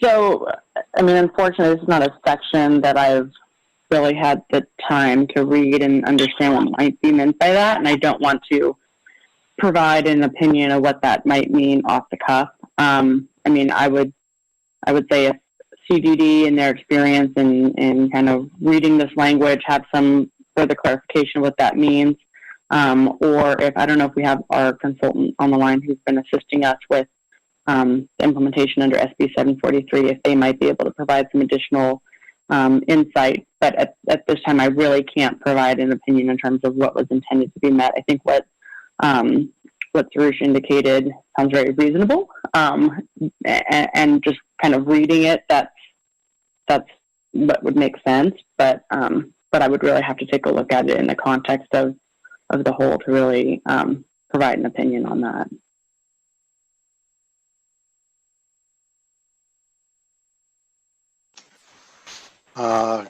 Vice Chair Cranston, do you have other questions? I guess were you referring to the consultant? Is that Ms. Lowe, Rita Lowe? No, we have our consultants from Nelson Nygaard Consulting Associates, Megan Weir and Emily Roach, and perhaps Megan, you'd like to take a stab at addressing Vice Chair Cranston's view of the Public Resources Code. Yeah, hi everyone. This is Megan Weir with Nelson Nygaard, and I'm here with Emily Roach as well.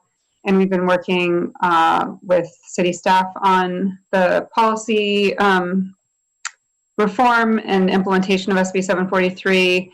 However, our focus has so far been a lot more on the technical implementation of SB 743, and so I'm afraid that I haven't taken a close look at this particular language from the SB 743, the law itself recently, and I think that Sarush's point about the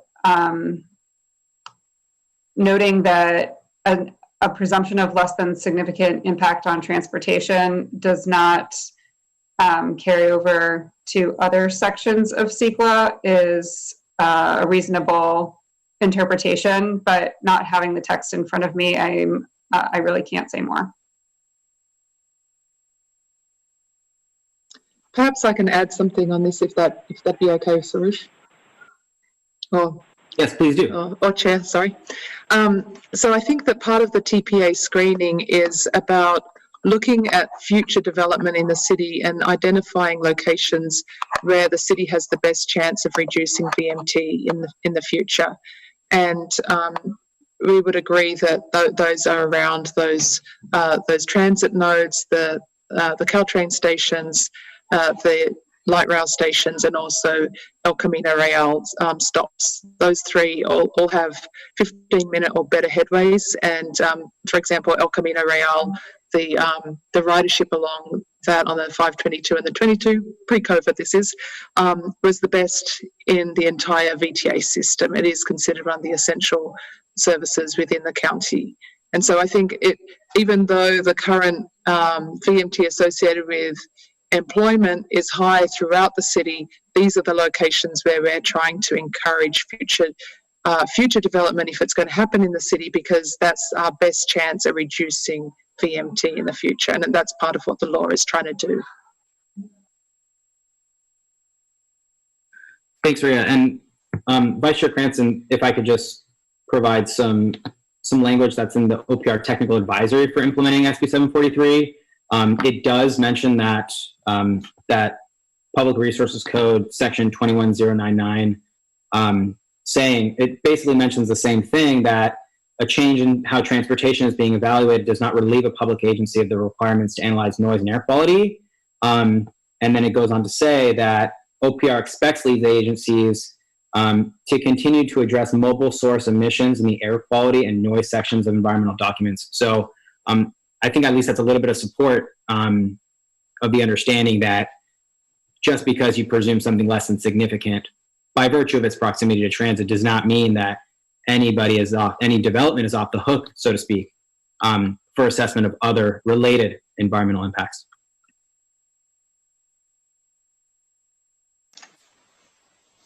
Okay, I see Commissioner Yin's hand up. I had a question. It was somewhat similar to Vice Chair Cranston's, but it wasn't about the policy, the code. It was in regard to the two heat maps with the TPA overlaid over the residential and the office. And I was just thinking, I'll just say a few things before my question. I totally understand why the city, the state would want to build around transit stops. I know there are a lot of people concerned that with COVID, transit will decrease ridership, but if we are going to grow, I think transit is still absolutely necessary. We just may do it differently. So if we can't predict the future, and it is up to market, but if things do continue to grow and densify, I believe transit is still critical to the region. That said, with these two heat maps, my concern is that we already have a housing to office imbalance. And if we're looking at the residential, there are a lot that will not be exempt because they're not meeting that threshold of significance. So they won't go through the process where they can kind of not do CEQA. I'm not sure if I'm saying that right, sorry. But when you look at the office, none of that is green. So anything, any office that applies in those TPA zones is getting sort of a streamlined pass. And we already have a situation where we have a lot of office development because that's what the market demands. So how would we then, I don't know if staff has any thoughts on that, like, do you foresee then that we're just going to have a whole slew of office development that gets streamlined through, and residential, there are just a few that might get by? And does that make sense? I'm sorry, I'm not sure if I'm asking the question appropriately. It just seems like office is getting a big pass. I think I'm understanding what you're saying. basically, even though the underlying heat map is very red for office development, the transit screening is so large and profound that it looks like any project that goes in would be given a free pass, if you will. And I can understand why that sentiment is kind of what you understand. Very clearly, nobody's getting a free pass from this by any means. Anything that gets sort of screened out from CEQA because of a presumption of less than significant impact on VMT, if there's reason to believe that there would be a significant impact on VMT, we would still conduct a detailed CEQA VMT analysis. That's just at staff level. If there's evidence based on the project, its characteristics, that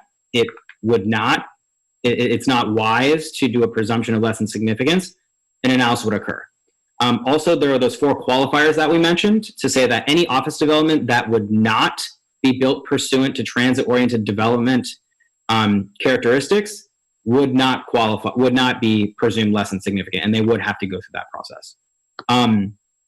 As well as any other operational issues, like traffic operations effects, would all be handled through the MTA. So certainly no free pass is being given. Mm-hmm. The map is red because there is no low VMT. So there's certainly going to be attention given to those projects as they come in. Okay. Thank you. And what are some of those characteristics of the transit-oriented development criteria that you're screening? Yeah, so there's many transit-oriented development characteristics that we can sort of apply to make a project be well accommodated by transit. The 4 that were mentioned specifically by OPR were having a qualifying floor area ratio, so having a density and intensity that is, projects that are basically very dense that promote walkability. There is the project can't provide more parking than what's required, because a project with an oversupply of parking could inspire additional driving and consequently higher VMT. So the other thing is if it's inconsistent with Plan Bay Area, which is our regional transportation planning document to help us do land use planning and transportation planning. If it's inconsistent with the tenets of that, there would be an issue. And if it results in tenant displacement as well.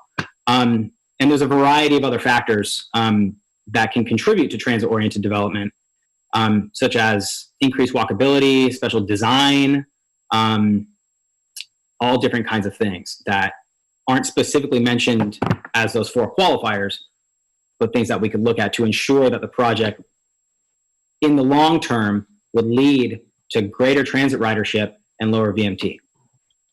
Okay. And this is Megan again. I think that was a really excellent overview of how the transit priority areas work, and it's very important to take the opportunity to emphasize the various project design and site description kind of factors that are built into that before we assume that less than significant impact. But I also want to just clarify one thing you said earlier about the 2 different maps. And if it would be possible to put the residential map on the screen for a moment, I do want to take a chance to point out exactly what we're illustrating.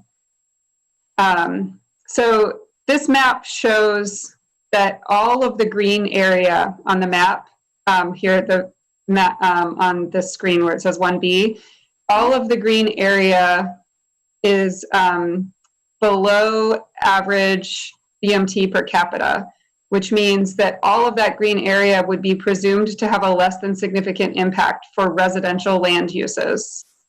And you could also layer, we're also recommending that we overlay the transit priority areas, which would cover the yellow area that aligns with downtown Mountain View. So I just want to make sure that we're really clear that green means a presumption of less than significant impact as long as the project is meeting the basic density requirements and so on. And then if you switch to the office map,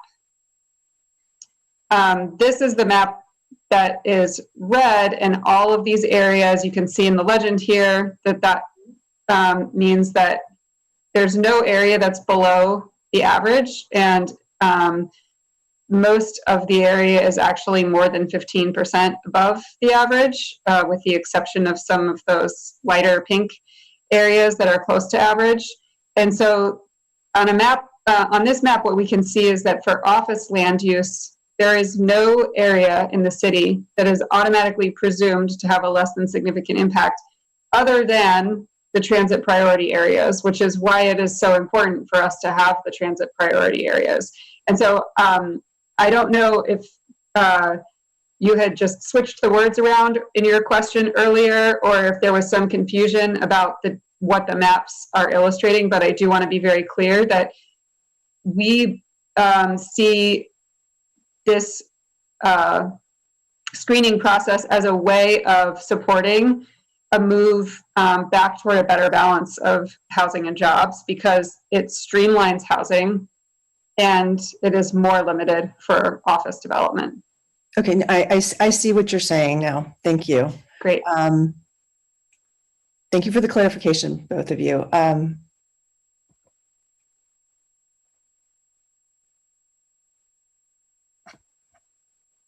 Commissioner Yin, do you have other questions? Oh, sorry, I'll lower my hand. Okay. Commissioner Schmeezing. Okay, one question, and it's again around the transit priority screening areas. So sorry to keep coming back to that. Looking at Caltrain, looking at VTA, looking at the route 522 and 22 bus stops, I see that they are all regional in nature. And I understand that looking at office employment trips, they must be regional because people are often traveling in to Mountain View or away from Mountain View. It's not like when we consider households, it's more citywide. I was wondering if there's any data indicating that all of those transit lines are indeed used regionally and not just within the city, i.e., sorry, I don't know if I'm clear, but someone using Caltrain to travel from San Jose to Mountain View, is someone using the 22 bus line to travel from Palo Alto to Mountain View? Are they being used on the regional scale or on the local scale? And is there any data to show that? Rhea, do you know of any potential data to help us understand that? I don't have the data offhand, but actually, can you go to the Q&A slide, Sarush? So there's a number of factors in transit planning that are correlated with really high transit use. Oh, the one before this. And so let me just move my screen over. So the items that are identified in the public resource code relate to frequency, coverage, and the anchors or the stations. But as a transportation professional, there's a number of other factors that relate to high transit usage, and that's both for internal and regional. And those also include the speed, the reliability, and the span. And if you go to the next slide, Sarush, all three of those services do relatively well on all of these 6 categories. And so I don't have the data offhand. I can get it from the VTA and the Caltrain if I think that they'd be able to probably dig it up. But in terms of the factors that we would expect to be correlated with high transit usage, both internally and regionally, they have a lot of 3 stars on this for all 3 of those service lines. Thank you. That was my only question. I see Commissioner Holbrook. In the answers to the pre-submitted questions, I read this paragraph. By contrast, MTAs shall include analyses of different components, such as LOS, pedestrian bicyclist experience, queuing, safety, compliance with other planning documents, and the CMP, in addition to VMT analysis for projects that would be screened from having to do a VMT analysis through CEQA. So what that says to me, and I guess my question is, am I interpreting this correctly, that unless the project passes gets a pass from the MTA screening criteria, which I believe the current thinking is, was it 110 trips a day, that a VMT analysis would be required in any case. And my second question is that the same VMT analysis that would be required for CEQA? And maybe my third question then is, are the mitigations that might arise from a CEQA analysis available as mitigations that would arise through an MT analysis? Rhea and our folks from Public Works, do you guys want to address that? So maybe I can tackle the first half of the question. I can only handle half a question at a time anyway. If you can go back to the process flowchart.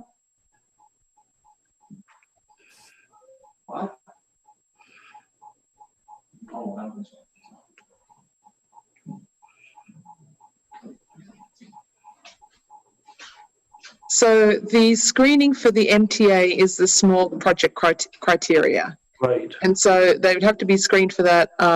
If they're screened out, there's no further analysis. If they and they would do that, they would go through that screening first, and then the second screening is for the CEQA VMT analysis. And so essentially, if in order to do the VMT analysis, or I guess to be screened for the VMT analysis, they would need to pass all 4 of those criteria, whereas to be screened for the MTA, they're only passing the small project screening. Does that answer the question? Well, let me refine it a bit then. This text that I'm reading suggests that the MTA analysis itself includes a VMT analysis.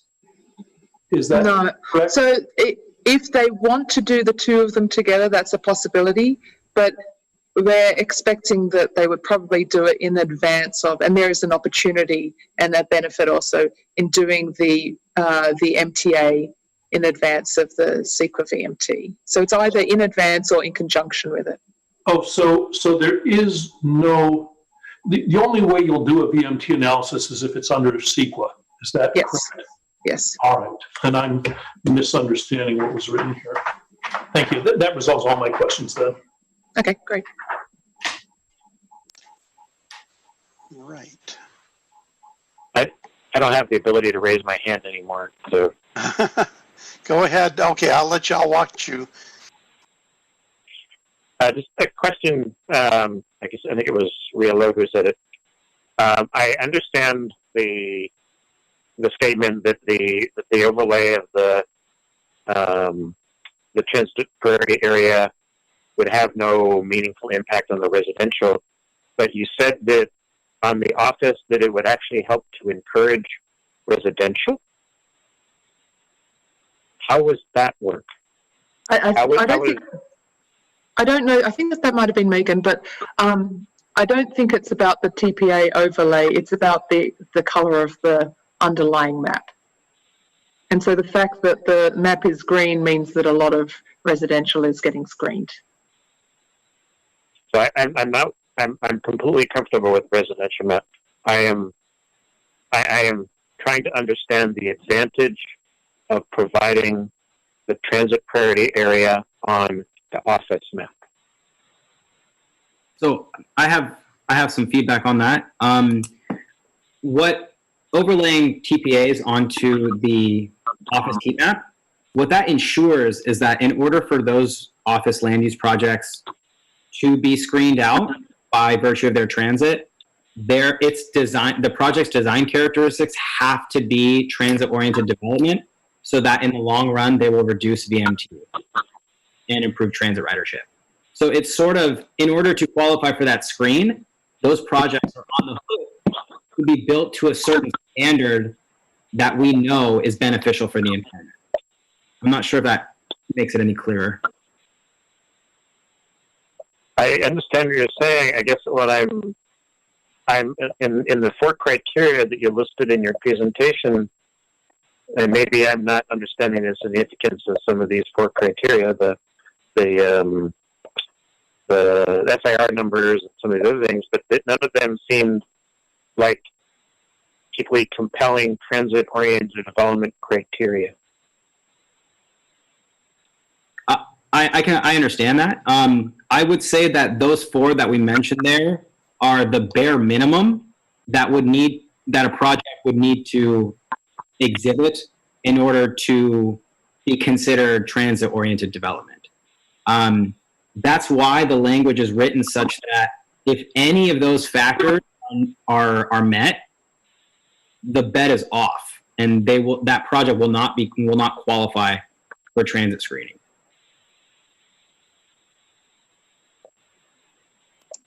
The other thing that I can add is also that the OPR, they did consult with a lot of research when they were putting together their guidelines. And so, for example, the FAR requirements are based on research that talks about, density design, and density of diversity and design being correlated with higher transit usage. And that was taken from California research. And if this is Martin, if I could also chime in on this, regardless of the criteria that is listed there, that regarding the minimum FAR and other characteristics of a TOD office development, the city still has very high expectations for transit-oriented type development, particularly office, and that's been kind of our history. And what that really means, it's not just expectations, it's also requirements. For example, TDM ordinance type requirements regarding requiring office employers to provide transit passes to their employees, or providing bike share or shuttle programs. So in the context of Mountain View, in addition to the state criteria, we do have a long history of code requirements to really ensure we are getting a quality TOD office project.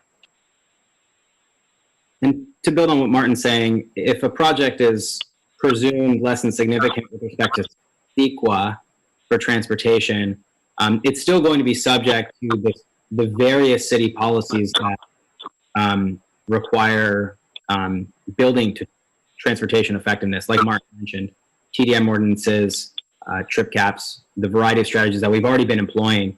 What we're discussing right now for the TPA is just a very narrow, very small part of the process. So the office project will still be subject to a variety of other requirements as well, be it screened by transit or not.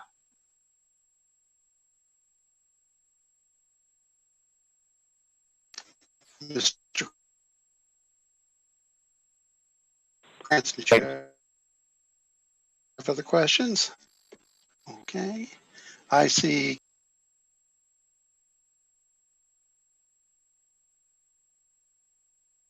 You're on mute, Commissioner Lowe.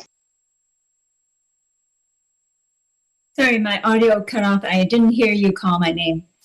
I have a question regarding the language in the resolution in the section that's called applicability of policy. Could you explain a little bit what it means? Active projects with travel scope of work approved prior to December 28, 2018. If you could provide some context to that and why that date was picked, for example. Thanks. Absolutely. Yeah. So we've had, given that SB 743 has been law since 2013, the real effectiveness of its provisions have really taken effect in the past 2 years. So the significance of the December 28th, 2018 date is that's when the Secretary of Natural Resources certified the CEQA guidelines that include all of the information for complying with SB 743. And specifically that date of December 28th, 2018, that's the date from where on level of service cannot be used to determine significance level of transportation impacts. So the applicability of policy, and we call it pipeline provisions, it is internally we call it a line in the sand. Basically projects that come in before that line in the sand, before that date, will be required to address transportation under the old policy, and those that come after that date would be subject to VMT. Specifically, what we're looking for is a project. Let's say it's an office project, for example. A traffic scope of work is something that needs to be completed for the transportation review under CEQA to commence. And specifically what we're talking about here is that scope of work, if it was approved before that line in the sand date of December 28th, and the transportation review itself has concluded before the effective date, then that project, since it's one of the first projects that would be applicable here, would continue to address transportation impacts in terms of LOS. And then the other point of that is that if the scope of work was approved prior to that date, but right now, if the transportation review is still active and has not been completed, that transportation review has to use VMT. So we have a number, like 4 or 5 projects right now that have their environmental reviews that haven't yet to be concluded that we needed to decide a policy for. And the purpose of this pipeline provision is to draw that line in the sand, give specific language to what projects would apply and what kind of analysis they would do. I hope that technical explanation made it a little bit more clear. Yeah, thank you. Okay, other commissioners with questions? All right, I don't see any, so I'll ask my one question. You know, the thing obviously from the last study session is that, you know, of all the pieces in this change that we're reviewing, the one I'm least comfortable with is the transit priority areas. And here, let me give you an example of what bothers me. And I'd like to just get your feedback on it. If you can say something to me that would make me feel better about a situation like this. So let's say a very large employer in our city would, you know, decide that, you know, he just didn't want to be in this city anymore. And he decided that for whatever reason, that North San Jose is the place to be. And he's going to relocate everybody, you know, to, within a half a mile of the Tasman light rail station. Okay. Now, having talked to the transportation director of that firm years ago, one of the things that he did tell me was that, you know, when I asked him about, well, one of the things I'm trying to get my head around is the idea that given all of the trouble that you have in terms of developing yourself within North Bayshore, why is it that you are continuing with it, you know, even with, you know, all of the difficulties you have to go through? And the answer he gave back to me was, you know, if we were to move to some other place, then, I mean, you know, most of our employees, you know, they live where they are. A large number of them already own homes, and, you know, they won't like the extra distance that they're going to have to travel in order to get to the new place. So, you know, if we could wind the clock back to 1990, we probably would have chosen a different place. But now we're where we are now, and we're trying to make the best of it. So it seems to me that if the scenario I'm telling you about would actually happen, you know, there would be an increase in vehicle miles traveled, even though I'm within a half mile of the Tasman station, because for several reasons. One is, you know, Prop 13 makes it very hard for you to, I mean, puts a great financial disincentive in terms of people selling their homes and relocating to another place if they've been in it for a while and the values have risen. I mean, another thing is that, you know, whenever my car isn't in decent service, and I do drive a hybrid or electric car all the time, I take the VTA to work. I mean, my commute goes from 12 minutes to an hour and a half, okay? And I'm just amazed looking out the window at how many companies we go by on the VTA route, and nobody's getting on and off. And I think most of it is because it's going 5 to 10 miles an hour and the Wi-Fi is bad. Okay, so, you know, I don't see people opting into it a lot. And my impression is that if that potential project, I mean, if that hypothetical project were to happen, it would lead to a very great increase in vehicle miles traveled, and yet it would be screened out by the transit priority area. So I would just like your feedback on that. What do you have to say? This is Martin. I can respond in part, and then others can. Certainly, Chair Cox, we've heard you and commissioners in the past, raise some of these issues, and they're certainly, interesting, and there's obviously value to those perspectives. I think one of the things that this legislation is trying to do is really try to create that strong connection between land use and transportation. And I think Commissioner Yin said it earlier, as the Bay Area is growing, this is kind of the key strategy that everyone's buying into, and being kind of agnostic to some of those other issues that you've raised, which are still valid. But again, the policy emphasis is on the land use and transportation connection. And even as we are looking certainly locally at this, if you look at the region, all of the regional planning that is taking place, that is really what's happening through the Sustainable Community Strategy that started in 2013. And now with the Planned Bay Area, there's a very strong regional emphasis to apply to all municipalities in the Bay Area to grow in what they're calling priority development areas, which are mainly around transportation, to focus the growth there and try to capture that ridership and then protect development in the more rural areas where we want to, protect against wildlife and, wildfires, natural disasters, those types of things. So again, just to reiterate, the strong emphasis is on trying to connect land use with transportation and intensify areas near transit. Although I do recognize, the points that you made. Thank you.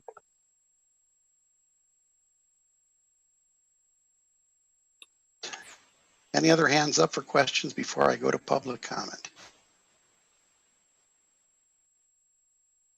All right, I will close the initial questions and we will go to public comment. Would any member of the public on the line like to provide comment on this item? If so, please click the raise hand button in Zoom or press *9 on your phone. Planner Haran will start the timer and will let you know when your time is up. Planner Haran, do you see any raised hands in the attendee list? Do not. Okay. Thank you. Emails received by 5 p.m. were forwarded to the EPC. Planner Haran, have you received public comment on this item by email since 5 p.m. or by voicemail? I have not. Okay. And Planner Haran, are there any additional members of the public on the line who have indicated they want to speak on this item? There are not. Okay.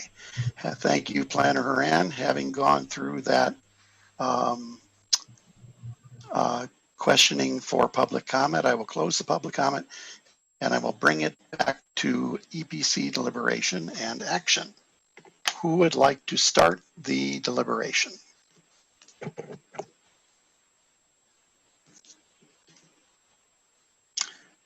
Commissioner Holbrook.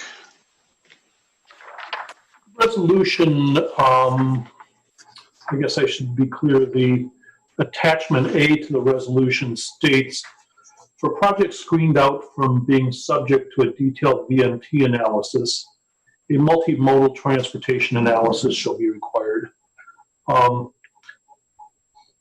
Given the flow chart we've seen, a multimodal transportation analysis is required in more than the case where CEQA VMT analysis is required. I wonder if it might make sense to clarify that by changing the wording to something like this: all residential and employment land use projects shall be subject to MTA screening criteria, which will indicate whether the project requires MT analysis, CEQA VMT analysis, both analyses, or neither. projects screened out by CEQA screening criteria will be subject to a detailed, projects screened by CEQA screening criteria from being subject to a detailed CEQA VMT analysis shall require an MTA analysis.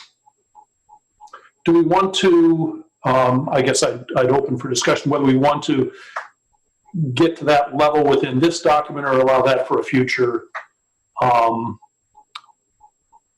discussion when we understand better what the MTA criteria are and the screening criteria.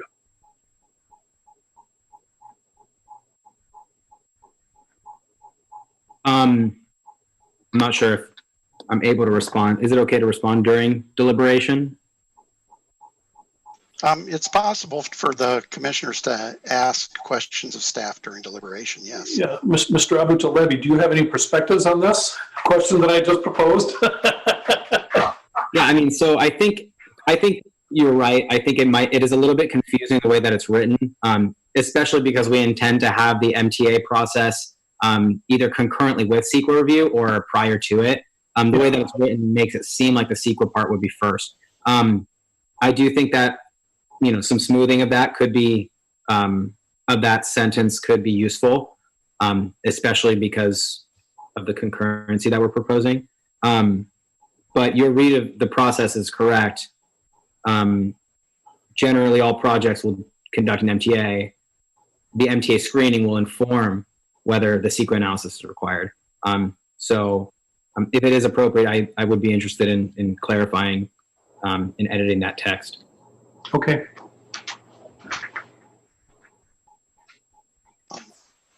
Commissioner Cranston, Vice Chair Cranston. So I am not persuaded at this point by the feedback on the transit priority area.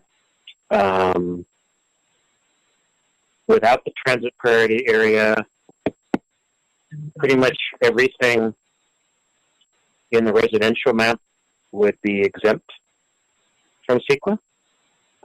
So the small areas that are picked up by adding the transit priority area, a little bit of downtown and some of the East Westman area, everything else would move forward and be exempt already. So the addition of the transit priority area on the residential map, to me, provides little benefit. The inclusion of the transit priority area on the office map basically gives a pass to an important component of the intent of SB 743. I read that section and I realize it sounds like maybe the email didn't go out successfully, but I read that as, we can't do something that actually could make it worse. And by screening out, we have no green, we have no yellow, okay? We don't even have any orange, okay? We're, peach and darker across the board. So everywhere in Mountain View is already high with transit, and to then basically allow the landowners to opt out of looking at the impact of those vehicle miles traveled on their project seems a failure of our duty and our responsibilities. And I'm not comfortable with that. If they are proposing something that's mixed use that includes residential and office, the mixed use criteria that you've defined would kick in and allow them to address that.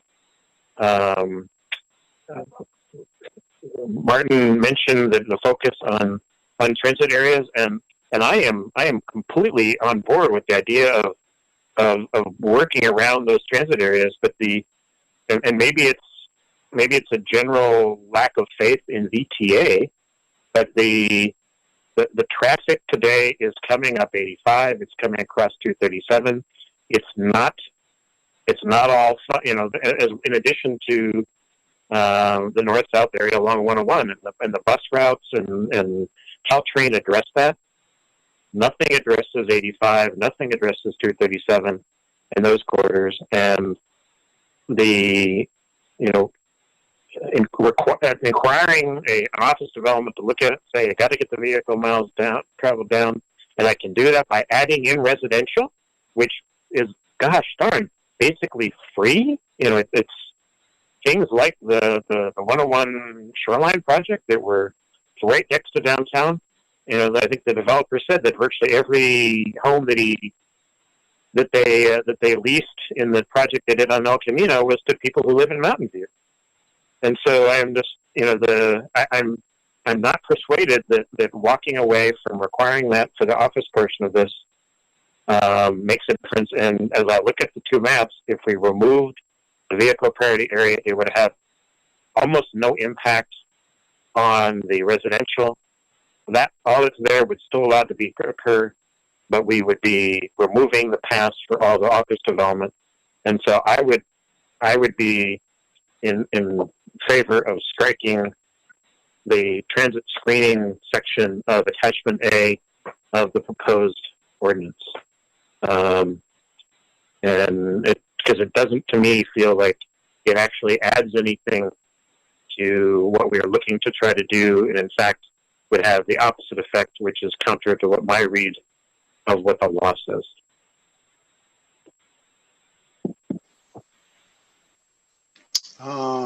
Commissioner Yan. Yes, thank you. I was going to speak along Vice Commissioner Cranston's topic as well. And so that was my exact dilemma. Just like, I'm all for transit-oriented development. I understand why the governor's office wants to do so. I understand we're trying to promote mixed-use villages where people live and work near each other. My dilemma was that my perception in looking at this is that, yes, residential is exempt and already has sort of the fast track without the TPA map overlaid.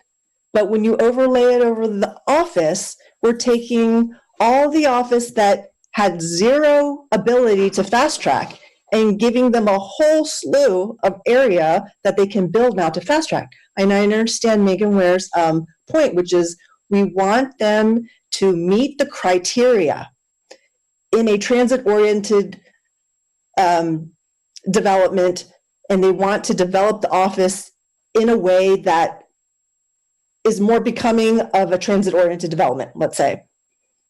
Are you guys saying that the only way to kind of guide them in that direction is by having this overlay, whereby they are screened out, even though perceptually it seemed to us like they're taking a fast tracking, getting an advantage? Are you saying that in fact it's more stringent criteria if they do have this overlay? I think that's where the disconnect is happening.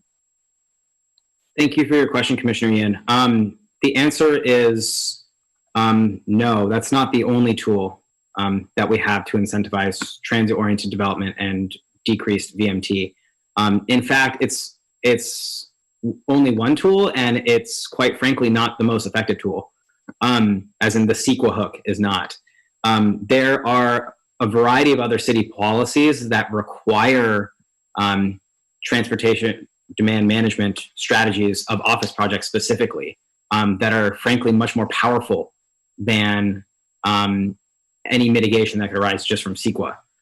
So just because a project is screened out from having to conduct a detailed CEQA VMT analysis does not mean the city is making an irresponsible decision of fast tracking or giving this development a free pass.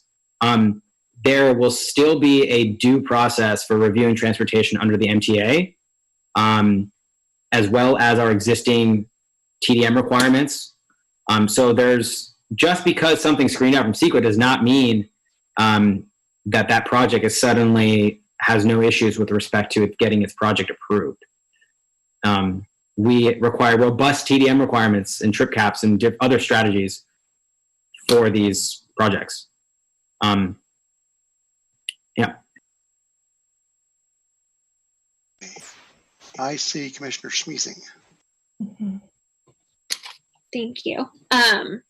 I just, from my question earlier, I guess my point would be that I think since this process involves a certain amount of ongoing data collection and analysis and updating of the models, I think it would be really important to include the data that looks at how these different public transportation options are being used and who is using them and where they're using them to get to. And potentially, if a transit option is only being used locally, I don't know that it should go towards the TPA for regional development, such as an office space that is expected to attract people from out of town. If it is indeed being used regionally, that makes more sense to me.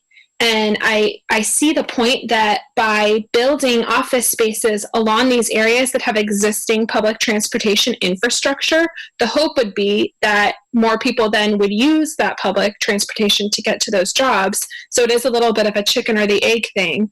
But I think that through iterative data collection and bringing that in might allow us to potentially start by not including some transportation options as part of the TPA if they are indeed being used locally currently. But if that were to change in the future and people start to use them regionally to get to their office spaces, then it might make sense to include them in a screening process. That is just my thought on this debate of TPA, no TPA. Okay, I haven't had a chance to say anything on this, so at least this in this part of the meeting, so I'll throw something in. You know, I'm basically sitting where Vice Chair Cranston is on this. My concern is that not that, I don't believe in vehicle miles traveled. I understand that the state has told us that that's what they want us to measure, and I'm completely on board with that. My bigger concern is simply that there are office projects that will not reduce the amount of vehicle miles traveled. In fact, they will increase the vehicle miles traveled, even if they're in the transit priority areas. So I'll give you another example. Look, I've been around here long enough, not only here, but on this world, long enough to remember back that in the 1970s, technology was a very different situation in the United States. There were multiple other areas in the United States that were on equal footing with Silicon Valley in terms of technological centers. And so the technology jobs were spread out more in various places, and no one place had a particularly bad transit situation because of it. Okay. And then as time went on, Silicon Valley became the premier place.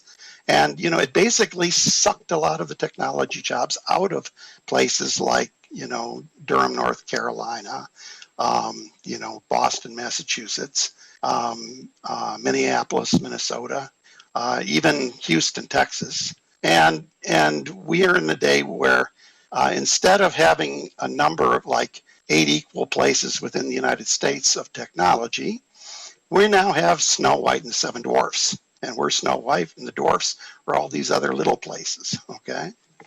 And so, when I look forward to what could even happen with COVID, if we go through an economic downturn as a result of it, there's going to be pressures on consolidation. And the company that I work for, has multiple sites in California. And I shuddered to think about the idea that they might shut down satellite sites, and move them here. And, people who are living there, will end up being tempted to commute into Silicon Valley for these long distances, again, to jobs like this. So I just do believe that there are office projects, even if they're put in a transit area, that could worsen vehicle miles traveled, even to such an extent that, it would be not only significant, but seriously damaging. And so I'm just not all that comfortable with including the office transit priority areas at this point.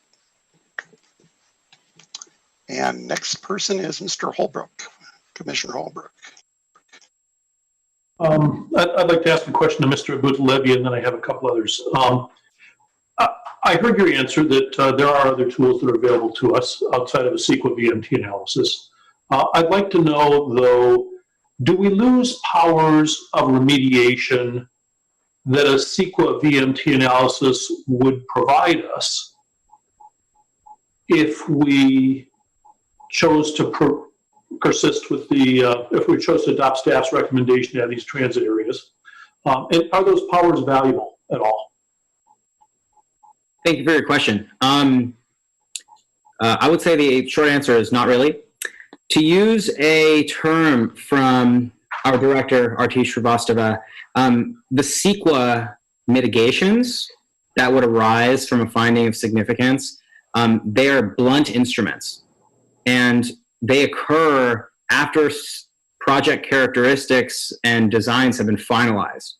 And so they're definitely an afterthought to a project. So I would say the potency, so to speak, of those mitigations is less than if we were to require changes to the project before those characteristics were finalized. We see a lot of effectiveness with different TDM plans, transportation demand management plans, that require ongoing monitoring of project trip behavior, travel, that require significant investments like providing transit passes and shuttles and bikes and all kinds of infrastructure. So at least my view of that is, if you do indeed exempt or screen a project out of CEQA, the tools that you're foregoing aren't the strongest tools in your toolbox, and that you have other more effective at mitigating or at reducing VMT than others. Just one example is, a variety of our land use plans like East Westman and North Bayshore Precise Plan, they call for mixed use. They call for adding housing to areas with a lot of office. These are all land use strategies that really put a big dent into reducing TDM, much more so than things that happen through VMT mitigation. So that's at least my take on it. Perhaps Martin might have a different view, but that's how I see it. Yeah, just to add on to that, certainly at the local level, I think someone mentioned, what effectiveness do we have? And in addition to what Sarush just meant, I just wanted, what he just said, I just wanted to point out 4 office projects in Mountain View as pretty much standard conditions of approval now. We've been doing this for a number of years, is that these office companies must prepare and submit an annual TDM report. And they send it to the planning department once a year, and it shows, hey, are they meeting their trip cap? What is their single occupancy vehicle trip percentage? How effective are their TDM passes? What's the travel behavior of their employees? These are things that they're on the hook for doing, and companies like Intuit and Samsung, and certainly other corporations once they get built, like Microsoft and Google. That's a standard thing. So that is an additional local kind of effective enforcement and monitoring tool that we use to ensure that we are reducing that type of trip behavior as much as possible.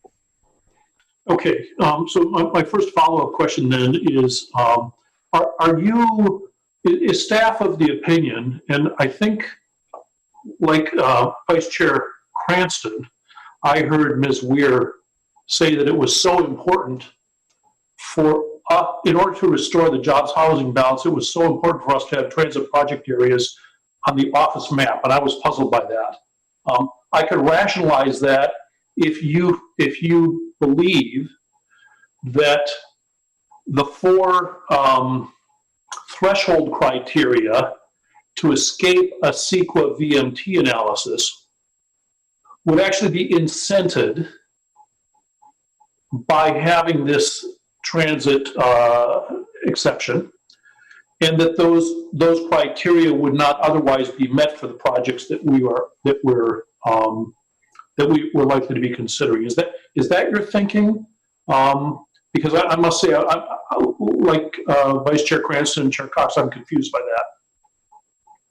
If I'm understanding your question properly, Commissioner Holbrook, if you do not adopt transit screening, there would be no impetus or no incentive for those projects to develop their office development pursuant to transit-oriented development requirements under CEQA.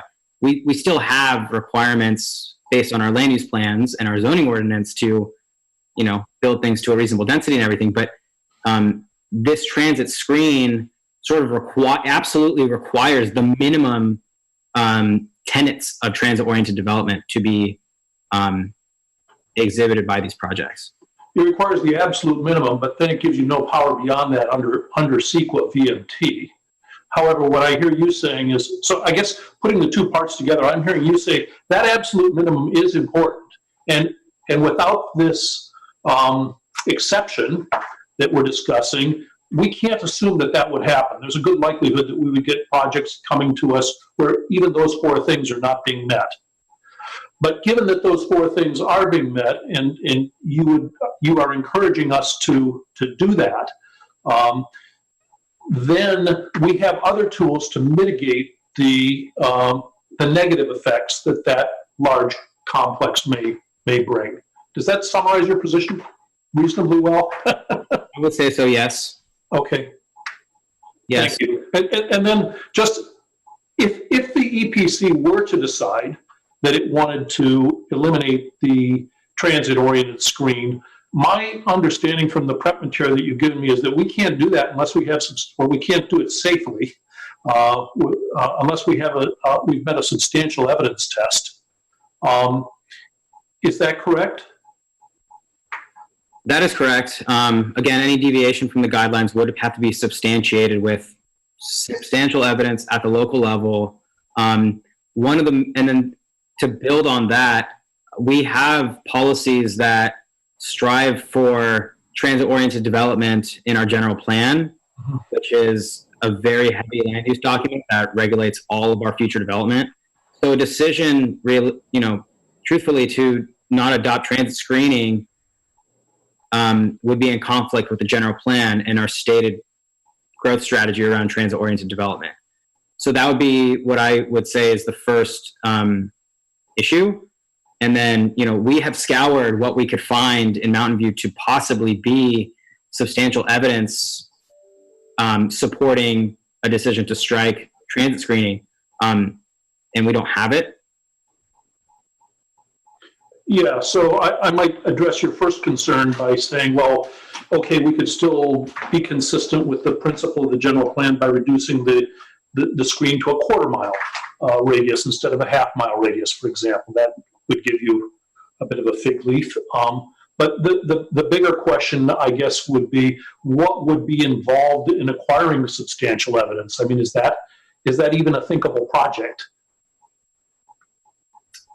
Yeah, I think I'd like to defer to either Rhea or Megan on this, on kind of how one would go about doing that. Perhaps Rhea takes the first stab. Perhaps Megan provides some additional. Sure. So there has been research done, and some of it was even based in Mountain View, and it supports the TPA criteria. In fact, around the Caltrain station, the research that I've seen suggests that it goes even beyond the half mile. No. For downtown transit station, downtown Caltrain station.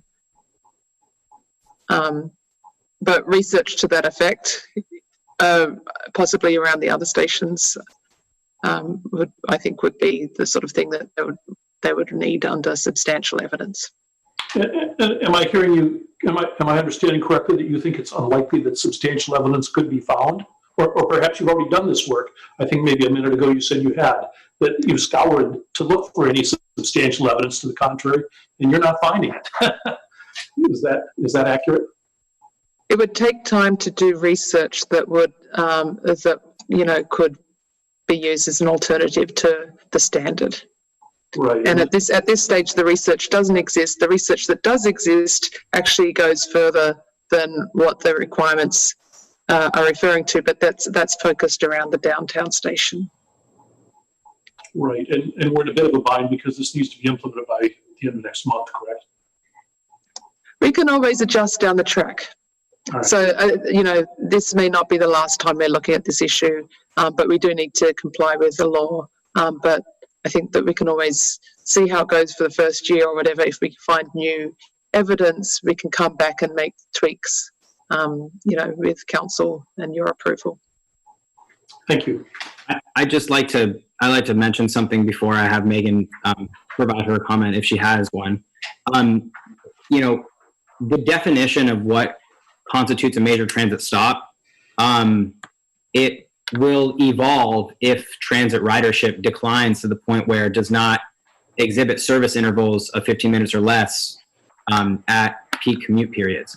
So, for example, if you have a VTA light rail line, perhaps Westman Station, that does not end up performing at that standard that's necessary to be considered a major transit stop, that stop would be eliminated as a qualifying major transit stop, and therefore the half mile around that area, or whatever the buffer might be, would be eliminated. So it's sort of dynamic, and it doesn't require any change in our policy because we define it as half mile, and so half mile with 15-minute service headways. So if that is not being met, that stop would be removed, and thereby the surface area that would be screened by the TPA would be reduced.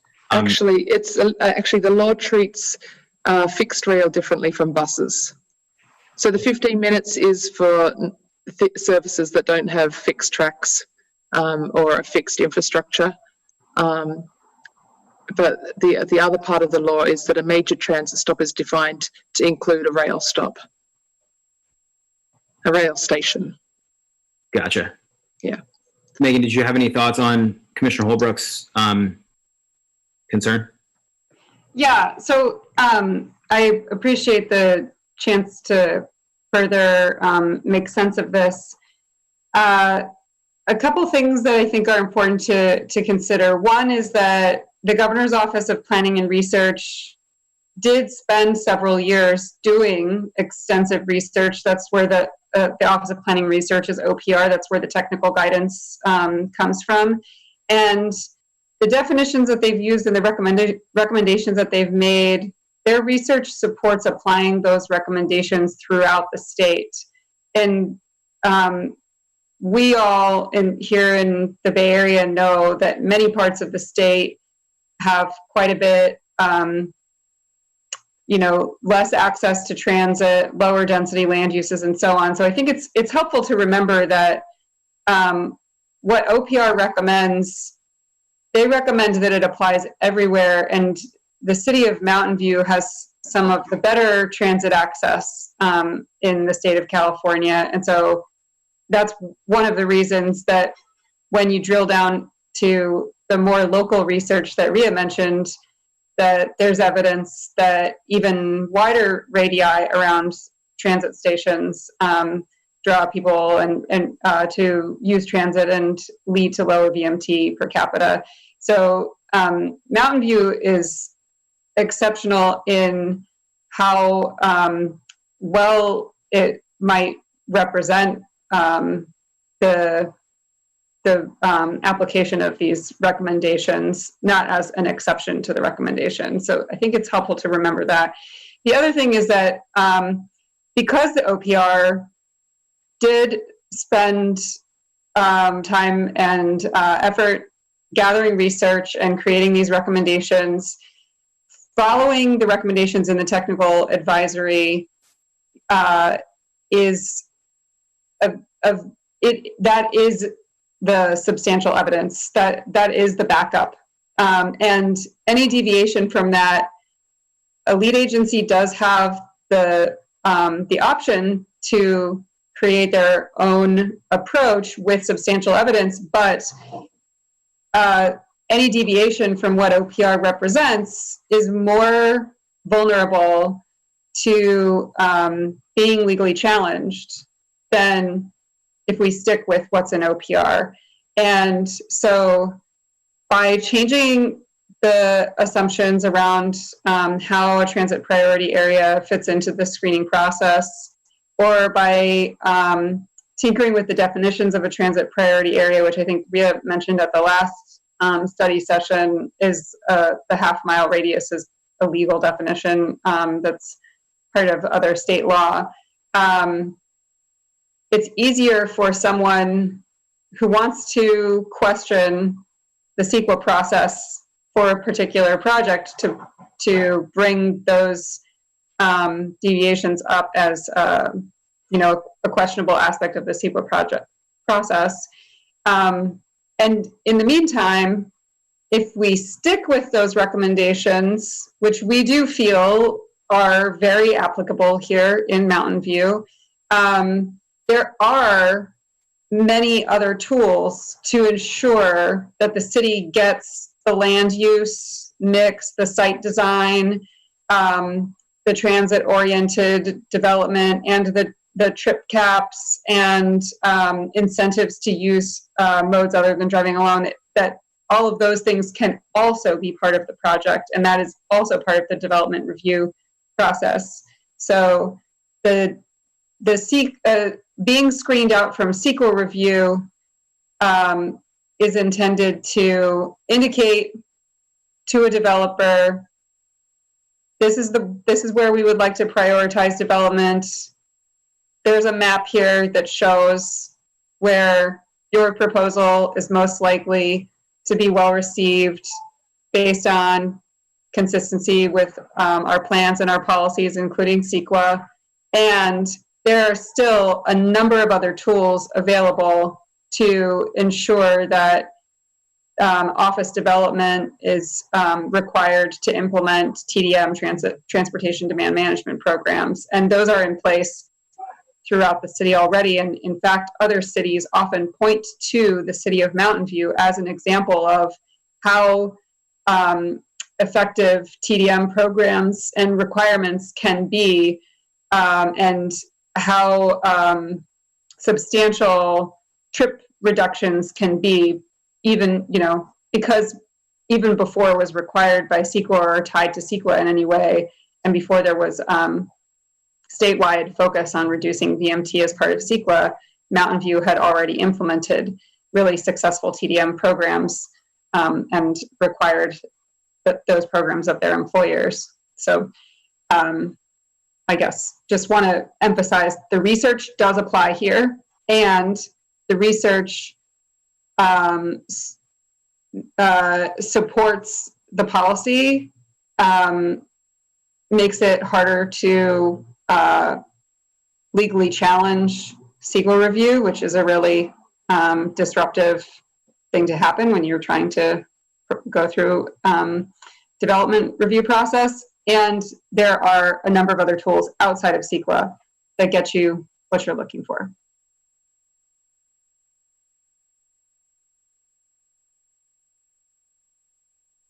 Commissioner Haymeyer.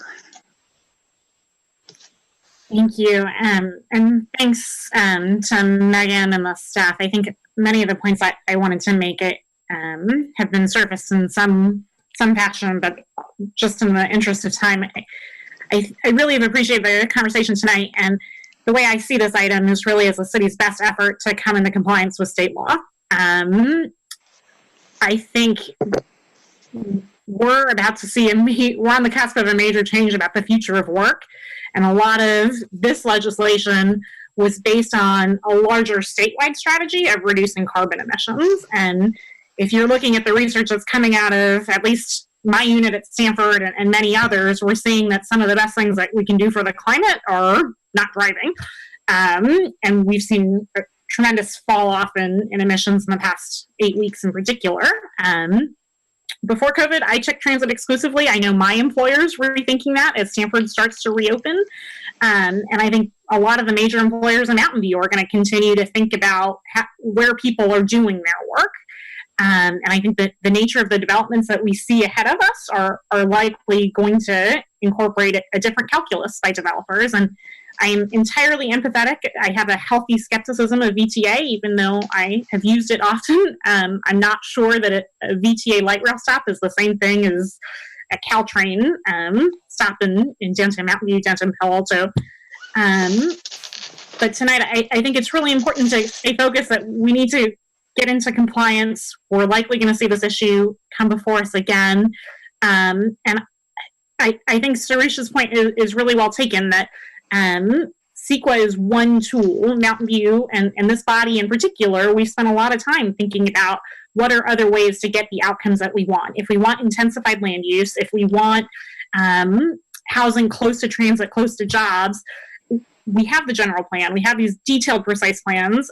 We have really robust TDM measures that we require, and I don't think this is the last time that we'll see it. So again, I'm supportive of the staff recommendation. I think we should move forward as is. I suspect there's an opportunity to come to look at this again because transit ridership is not going to look the same in 3 months, even if the world returns to January and February. We just don't know. So if there is this flexibility, I am convinced that if transit ridership drops off precipitously, right, some of these places that we're thinking might be TPAs might not be in the future, and it might not be an issue that we're trying to solve.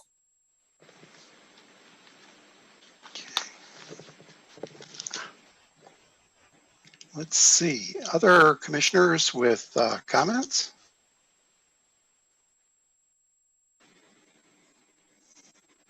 Okay, so I'll add a few more. I've spent more time thinking about this particular item in the last week than I think I have any other EPC item this year. I understand that, all other things being equal, that building a project near transit is probably better than building it not near transit. But my concern comes from the fact that not all other things are equal. Okay, and in particular, here's some other things that I consider. Okay, one of them is, that for transit to be effective, people need to opt into it. Okay, and I listened to a recent presentation from a transportation planner in Los Angeles who was talking about the idea that, when we think about public transportation like buses, often are most successful in providing transit for, people in low income. Okay, but even with that, if you look at the profile of how people in Los Angeles travel, he said that, low income people, 60% of them are driving as single occupancy vehicles to get to their jobs, 20% are carpooling, and 20% are riding the transit. So while, it's better than the 9% that we usually use for the public at large, it's not hugely better. Okay. Another important consideration is, how many jobs can you get to within, a half-hour commute, which is what most people find tolerable. And, typically in an area like ours, you can reach 33 times as many jobs commuting by car than you can by transit. Another thing that troubles me is that we talk about a half-mile walk from transit. So even if the transit got me there in Star Trek transporter fashion, I could still be being asked to walk a half a mile to the transit station and a half a mile away from it to get to my destination, which would mean a 1 hour commute. It might be healthier if I'm walking, that's true. But I can't see myself wanting to switch my 15-minute commute for an hour and a half commute, which is what I would get on light rail, even though I live a block and a half from the light rail station. We're all committed to greenhouse gas reduction. And as Commissioner Haymeyer pointed out, the lack of driving during the COVID crisis is doing a serious positive effect on our air quality. It is so pronounced that last Thursday when I walked out of the house and took a big whiff of air, I could even feel the difference. And I'm told that if we could just increase the number of people who are telecommuting in the Bay Area by 2.5 times to where it is, it would probably relieve all of our traffic problems. It would have that kind of substantial effect. There are more vehicle miles traveled saved now through telecommuting than through transit.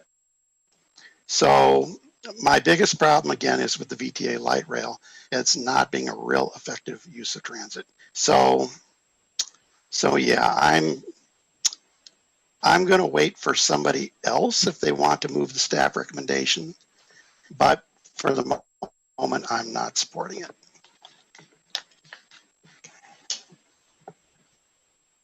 Right. So, Commissioner.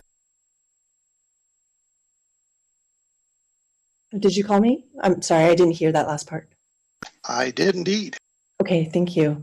Okay, I'm completely aware that this is just bringing us into state compliance, and I understand that if we don't, there are some repercussions. But aside from that, I just have a couple of very quick questions. Hopefully, this won't take long at all. Just maybe yes, no answers, and that would maybe appease at least my concerns that I had earlier. Is will the application of the TPA zone encourage office development versus not having it? In your estimation, staff? Yes. It will, okay. And then the second question is, do you feel like the exemption gives a better TOD office product versus going through the CEQA process? And you sort of have answered that in the past, but I just want more kind of clear answer. Yes. So the exemption does give a better TOD product. So if an office does come, it's going to be a better office TOD than if we didn't have this overlay. Yes, because the basic minimum requirements of those 4 qualifiers. Okay. And do you feel like it's having this overlay is enough to convince some big tech companies in our area to develop their offices here versus where they otherwise would without it? Not sure I can really comment on that, but I would say that anything that chips away at making the review process easier might be attractive to those developers. Okay, it's a tough one. Thank you very much.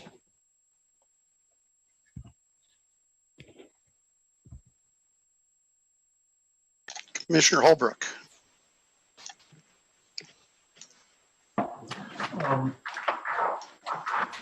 I'm listening to your points, Chair Cox, with interest, but I'm struggling with the fact that Mountain View seems to be up against a couple of statutory requirements. One of which is to implement something by June 30th, and the other is that if we're to choose anything other than this 1 mile radius for TPA, we have to have substantial evidence for which staff has found nothing, and there's no time to collect more evidence. So it seems to me that we have. I mean, do we really have a choice but to approve this? You as the most junior member of the council asking, of the EPC asking the most senior member, do we really have a choice? Is that a question? You're asking me personally whether I believe we have a choice. Yeah, I guess. Or you're asking staff whether, we have a choice. Mr. I'd be Holbrook? interested in either of your opinions. Perhaps I can provide some comment on that. Please. The only, to reiterate what I said during the presentation, the only real statutory requirement is that level of service cannot be used to determine a project's impact on transportation under CEQA. The deadline of July 1st, 2020 is sort of, when everybody has to comply with this. It isn't necessarily, that deadline is not really a statutory requirement. So just to be clear, it's not a requirement, but given the circumstances right now and like where we are in our process, given that this is a policy adoption hearing and that, a decision to not adopt transit screening would have to be supported by substantial evidence that we don't have right now. I don't want to say that there is no choice. That's not what I want to say, but it certainly, I would say that evidence and research supports adopting at least the transit screening part as it's proposed.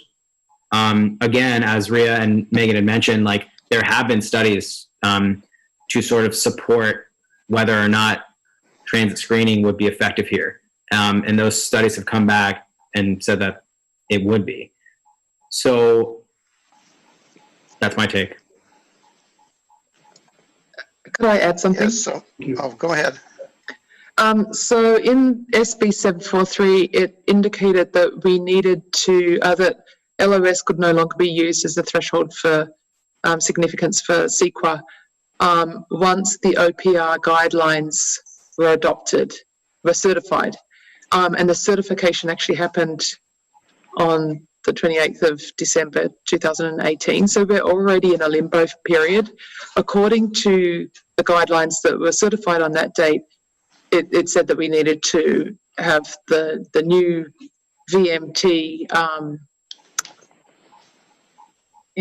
requirements in place by the 1st of July. And so we would be out of compliance with the OPR certified guidelines if we were not to adopt it. Okay. That's a guideline, not a statute. Is that what I'm understanding? Yeah, but it's a guideline that was required by the statute. Oh. Okay. The idea is that if we had a project that comes in that would require environmental review on July 2nd, and we don't have a policy in place for that project to review the transportation impacts, we would be in this awkward limbo phase. So that's sort of the impetus on the deadline for July 1st. So let me respond to Commissioner Holbrook. It's not that, I mean, I keep hearing Planner Abu Talabi saying if we don't adopt transit screening. I'm not saying not to adopt transit screening. I'm saying that we use the transit screening for residential, but not for office.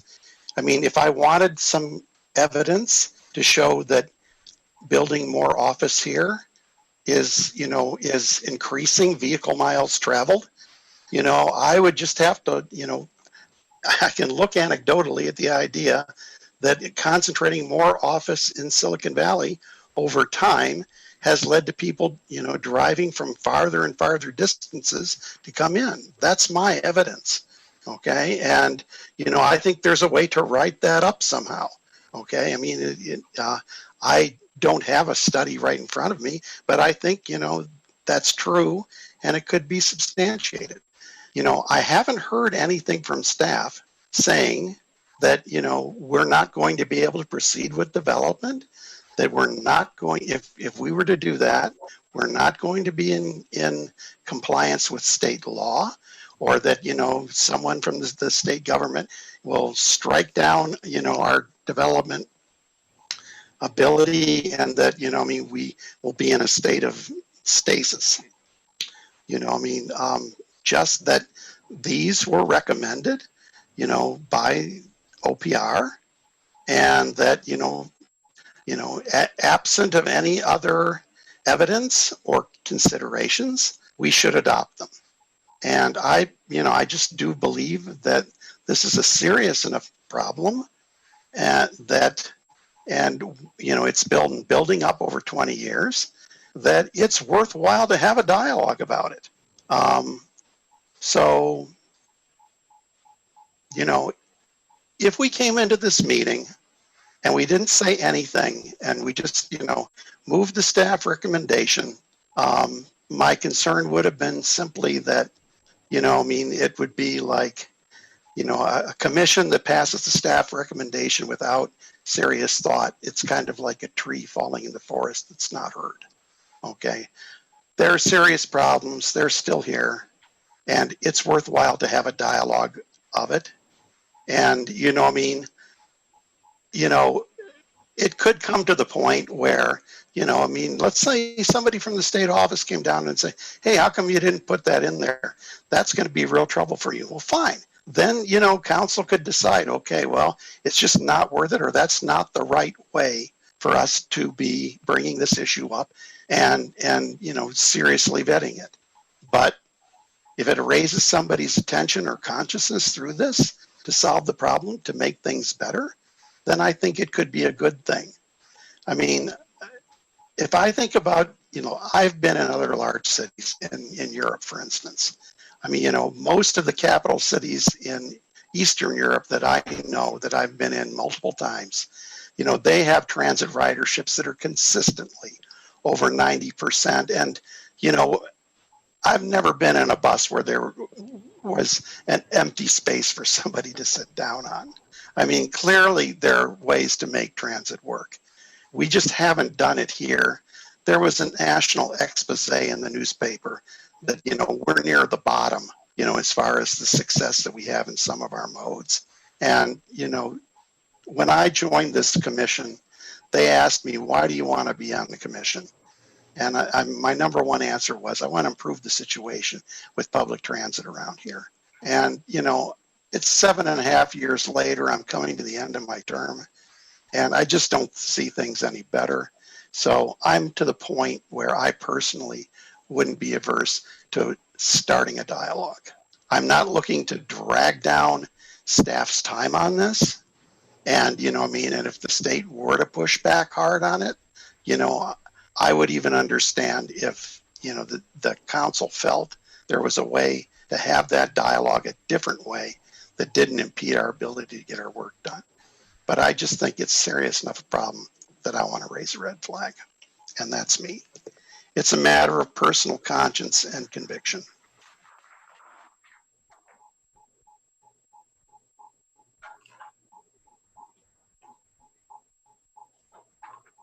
I see Vice Chair Cranston.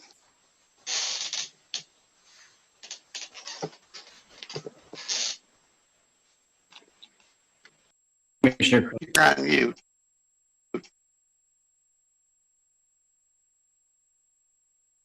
I just maybe say my version of what I think I heard Chair Cox say is, do we do what's right or we do what's easy? I am not surprised by Rhea's comment that the radius around the Caltrain station would support a bigger number. Okay, I'm not surprised at all. If we had the time and resources to go through and analyze the radius around the different options, increasing the radius around the Caltrain stations, maybe keeping the radius around the bus lines and eliminating it around VTA, that would feel like the right answer to me.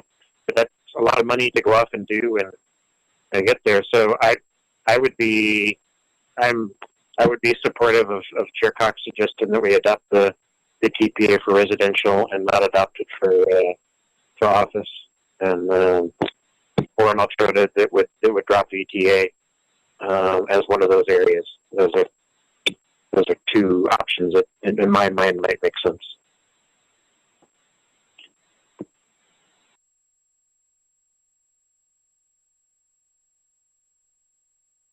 Commissioner Holbrook.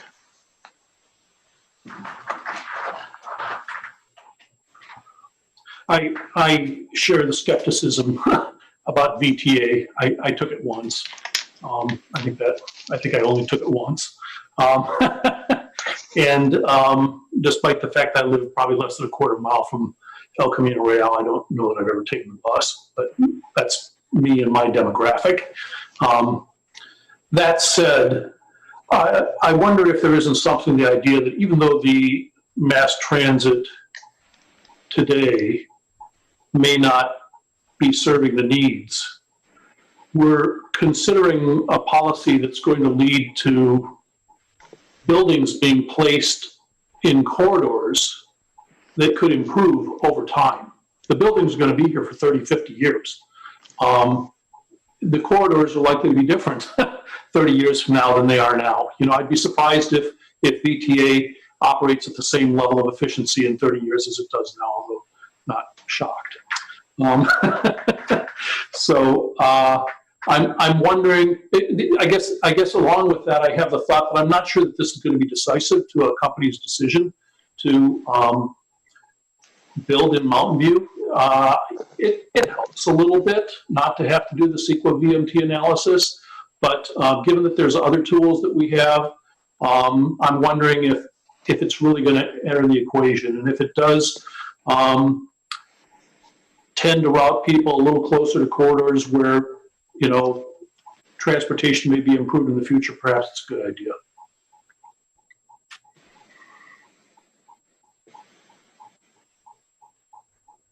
I'd be interested in the thoughts of other commissioners on that. Not sure I understood.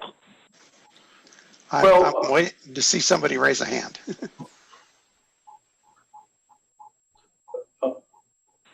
I wasn't sure. Vice Chair Cranston. I just wasn't sure I understood Commissioner Holbrook's last comment. Can you clarify? Yes.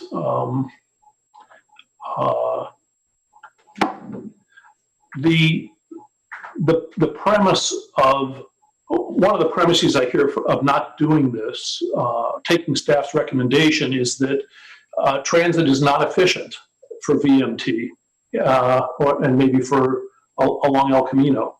And the argument, I think, is easier to swallow for me on VMT than El Camino, but okay. But these are corridors. I mean, if we, to the extent that this policy works as intended, it's going to encourage buildings to go around the VMT. It's going to encourage buildings near El Camino, and that I guess my point was, irrespective of where transit is today, 30 years from now, there is going to be a different transit. There's going to be a different character to the traffic going up El Camino. There's going to be a different character to whatever is at where VTA is. And if we were in a position 30 years from now, looking at two policies, one where buildings were all over Mountain View, any place that office is permissible, or a second where buildings are tend to be clustered toward these corridors, which previously were very poorly used and now are better used. I think that we would prefer, the residents of Mountain View 30 years from now would prefer the buildings to be in a place that's more accessible to the transit that was improved 3 years ago, 27 years from now.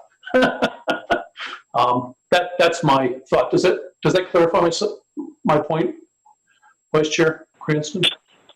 Yeah, I think so. Okay. Okay. Commissioner Yen. Thank you. Okay, I'll try to be as brief as possible.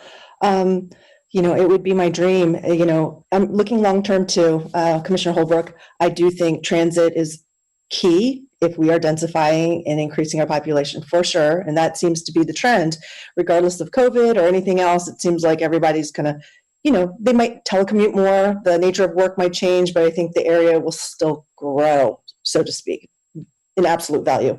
So long-term, yes, I'm all for transit-oriented developments.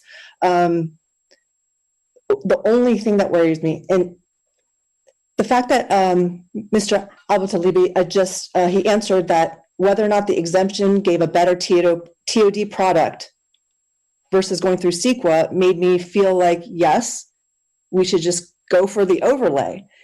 And what makes me hesitate is that I don't feel like, for Mountain View specifically, that people who are going to put forward a proposal for an office building are going to do so in these locations just because of the streamlining. I think if they were already thinking about being in the area, it would streamline the process and we get a better TOD product. But our city has already got, as you guys said, very strong tools to do so outside of this. So then I'm not so worried about whether or not it's going to be a good TOD product. And also a lot of the empty land that we have also happens to kind of be around those areas anyways. After listening to Chair Cox, I am also willing to not necessarily go with the state by default, but to open the question in discussion with them if it comes to that. It just allows for more dialogue on the issue, I think. I'm all for the residential TPA to encourage growth around the TOD areas for residential, but because of our specific imbalance, when I asked if the application of the TPA zone would encourage office development versus not having it, and the answer was yes, then I thought, well, I don't think that our big titan here is going to change where they put their office. So that just means the potential of other office coming in addition. And that throws our ratio off even more. And I know we're going to review this in a year, which is great. So I'm willing to approve the residential, hold on the office, and see what happens. And in this year, let's gather data and see whether or not Mountain View specifically, given our ratio imbalance, is enough to convince the state that, oh, okay, I see what you're trying to do. You're trying to make mixed use areas. You're trying to grow around the TOD, and we're doing that with our general plan and all these other tools. Maybe that's enough to not then promote office development in these areas. So that's my take. And I'm just, sitting on the fence, but then I just slide over there because of that 1 year's worth of potential added office that we wouldn't otherwise get without doing this overlay. Commissioner Schmeezing. Sure, Cox. Oh, If someone wanted to jump in, that's no problem. sorry, Chair Cox. This is Nicole Wright. Can I just add one comment to that discussion thread? So, and I think it was indicated earlier, and planning or Megan with the consulting firm might be able to assist. But my understanding, because it's been raised now, I think that, if the city were to adopt screening criteria that were different from the OPR recommendations, that we would, have some opportunity, or we'd be looking at it in terms of like the state approving what we're doing. And I think there's a couple of things at play there. One, which is, the city's obligation to kind of come into compliance with state law. And as was indicated before, if we're not adopting the recommendations by OPR, then, obtaining substantial evidence to deter from them. But then the other piece of it where planning may be able to weigh in as well is, it's not just an issue with the state in terms of us doing something different, but, our CEQA review and analysis could be subject to challenge by other groups as well. And I'd like for CDD to comment on that if I'm not framing it correctly, but that's my understanding, that they could be subject to challenge by others.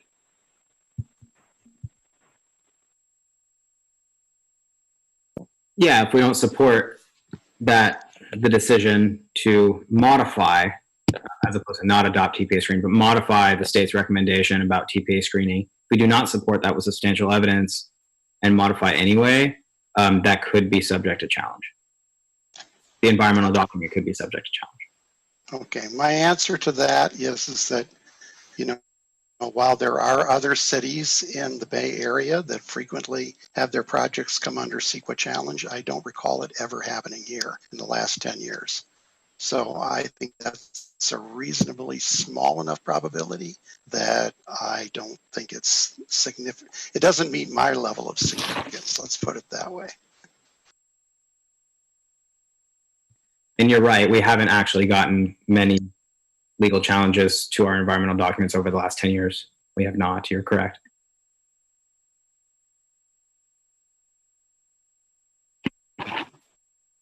I see Commissioner Sneezy.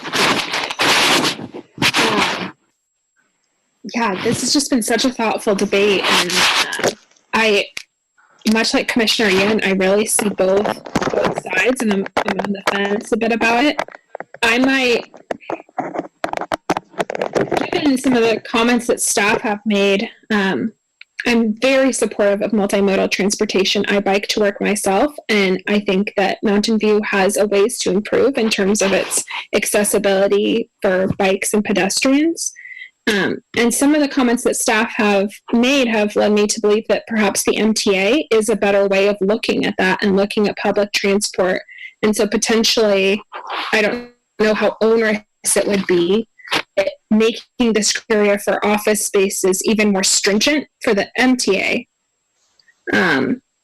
is something that might make me feel more comfortable with the screening overlay for office developments within CEQA. In addition, as I brought up previously, I think I really rely on data. And so having some of that data to back up some of the points that Chair Cox was making, looking at data of commute times, looking at who is using this and how far they're going. The graphic that I believe it was Ria was referencing earlier, for the VTA Orange Line and VTA 522, the two things that are a little bit low for each are speed and reliability, and speed especially for both of them. And for me, I know that speed is a huge factor in my decision of whether or not to use public transport. And so just being mindful that those are weaknesses of those two. So those would be my two comments. I'm still pretty on the fence about the overlay, especially given I know all the best efforts staff have made to look at all the options and to consider the data and the recommendations coming from the state.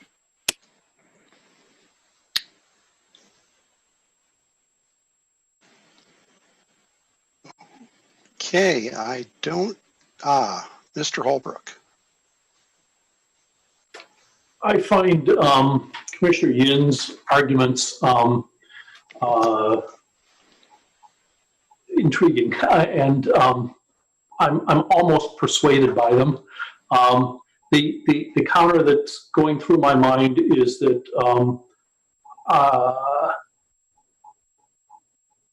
I like the idea of signaling that this is an area for more research. I like Commissioner Schmiesing would like to see some more data behind this.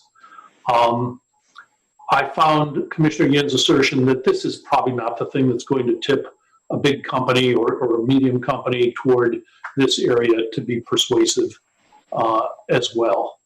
And I'm left wondering if maybe, I guess I'm debating between the value of making a strong signal along Chair Cox's lines versus raising to council our concern about this topic, which I think this debate is likely to do, and going with staff's recommendation, which is more legally defensible for what value that may have.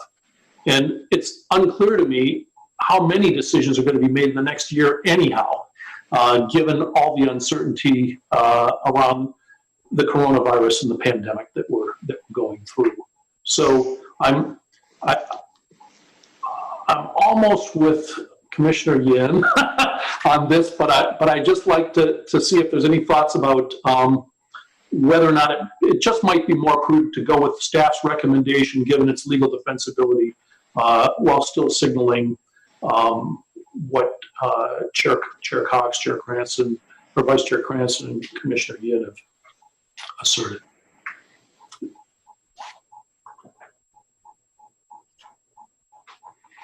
Okay, I don't see any more hands up right. Mr. Cranston, go ahead. I'd love to hear from Commissioner Lowe. She's not spoken yet.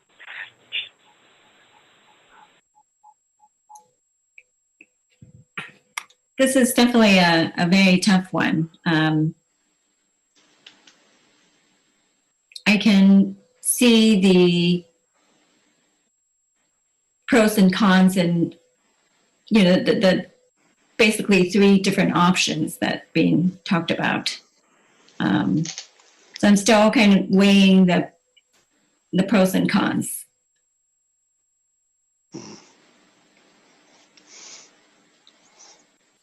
Well, you know, I've been looking at the clock here, and and I had an objective in my mind that when we got to 10:30, if things got down, I would ask, you know, somebody to make a motion and see where it flies. So guess what? It's 10:29. So if you have something else to say, pretty. Commissioner Ameyer, go ahead. Sure. I'm still glad to put forward a motion to approve the staff recommendation as is. All right, is there a second? I didn't understand what Commissioner Haymeyer chose. Moved the staff recommendation. I'll second it. Okay. Then let's have a roll call vote. Planner Haran. Commissioner Haymeyer, Aye. Commissioner Cranston, No. Commissioner Lowe, Aye. Commissioner Schneesen, Aye. Commissioner Holbrook, Aye. Chair Cox. No. So I have 5-2. Okay. I don't believe Commissioner Yin voted. Sorry. Oh. Commissioner Smith. No, that's all right. I'm a No, nay. no, we want to hear your vote. I'm sorry. Oh, it's Which nay. way was it? Nay. Nay. Okay. Sorry. And it's 4-3. 4-3. Okay. So the staff recommendation is adopted as written, 4-3. All right. Let's move on. Thank you for a very engaging discussion. All right. Let's go to I will close item number 6, and let's go to item number 7, commission staff announcements, updates, requests, and committee reports. Is there an announcement from staff? Yes. I wondered if I could make another motion relative to the what we just did, which would be to give staff discretion to modify the section that Mr. Abudalabi suggested he would like to modify when responding to the question I asked about clarifying the MTA screening criteria. Okay. So, and this is, Nicole, just with respect to the motion. So the motion was the staff recommendation as is, which, just to have that, it's a resolution. Sorry, I'm just trying to pull up the actual recommendation on it. So because it's a resolution with the policy attached, if we were going to be making changes to it, those changes should have been part of the original motion that was already kind of moved on. Especially since I seconded the motion. Yes. I withdraw my suggestion. Okay. All right, then. Back to item number 7, commission staff announcements, updates, requests, and committee reports. Staff, do you have any announcements? The only announcement that I have is to announce that the council action to have Commissioner Holbrook as Commissioner Capriles' alternate was through next week. And so we are expecting Commissioner Capriles to come back on June 3rd, the next regularly scheduled commission meeting. And I do want to personally thank Commissioner Holbrook for his energy, his interest, and his intellect in all of these things that he's been working on with us. And so thank you very, very much. And I think you've certainly taught us all a lot with your questions and your comments, and provided a really significant impact on the projects that you've touched. So thank you. Well, thank you very much. Yes, and I'll echo that here from the chair as well. I mean, I pushed really hard so that we would get a full commission here, and that we didn't have an absent seat for such a long period. And I really appreciate Commissioner Holbrook, stepping up and being that extra person that made the difference, even if it happened tonight. So, all right. Are there other?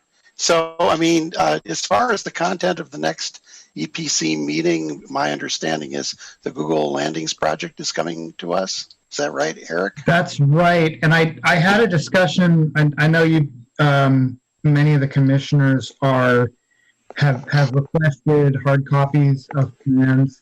I did discuss that with the police department And I think just with the shelter in place the way it is, I'm afraid we're not going to be able to get hard copies of plans to commissioners for this item. And we'll just have to see as the regulations and the concerns about, transmitting through touch and everything through physical contact and everything arise, what may happen in the long run. But I think we're not going to be able to do hard copies for this one. All right. Do commissioners have any reports to make? It sounds like Mr. Cranston wants to speak. I have a question. Can you point us to the documents if we choose to print them ourselves? Eric? I can point you to the latest version that got reviewed by the Development Review Committee. Sometimes there are minor changes from the Development Review Committee to the Environmental Planning Commission, but I can show you. And then, of course, when the EPC version gets published, the final version that you'd be reviewing. So is this a public hearing or a study session? This will be for public hearing. Oh, okay. Well, I guess some people are still going ahead with those office projects. All right. Do commissioners have reports that they want to give? I see Pretty Haymeyer's hand up. Not a report, just a thanks to Commissioner Holbrook. We've really enjoyed having you, and I've certainly learned a lot about noise and so many other topics that I hadn't had the benefit of exploring. So thank you for investing this time with us.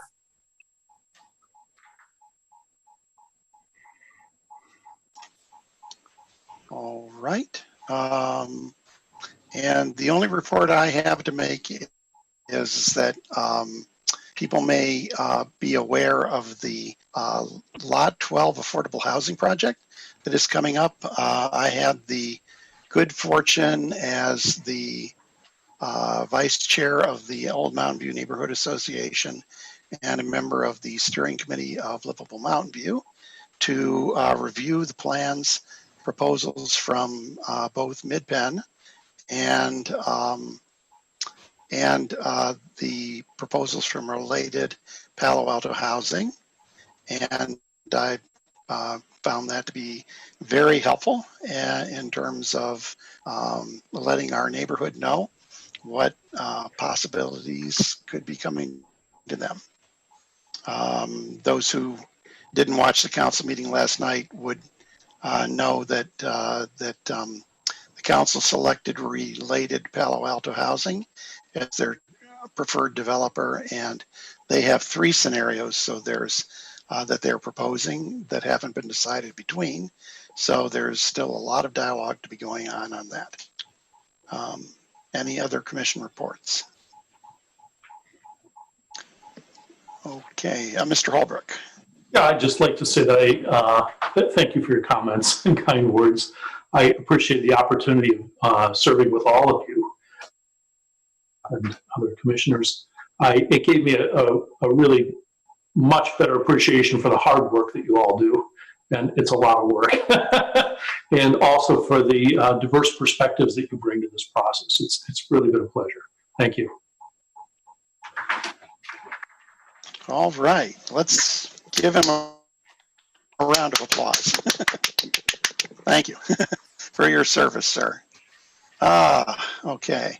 Then, if there are no other commission staff announcements, updates, requests, or committee reports, I will adjourn this meeting of the Environmental Planning Commission at 10:39 p.m.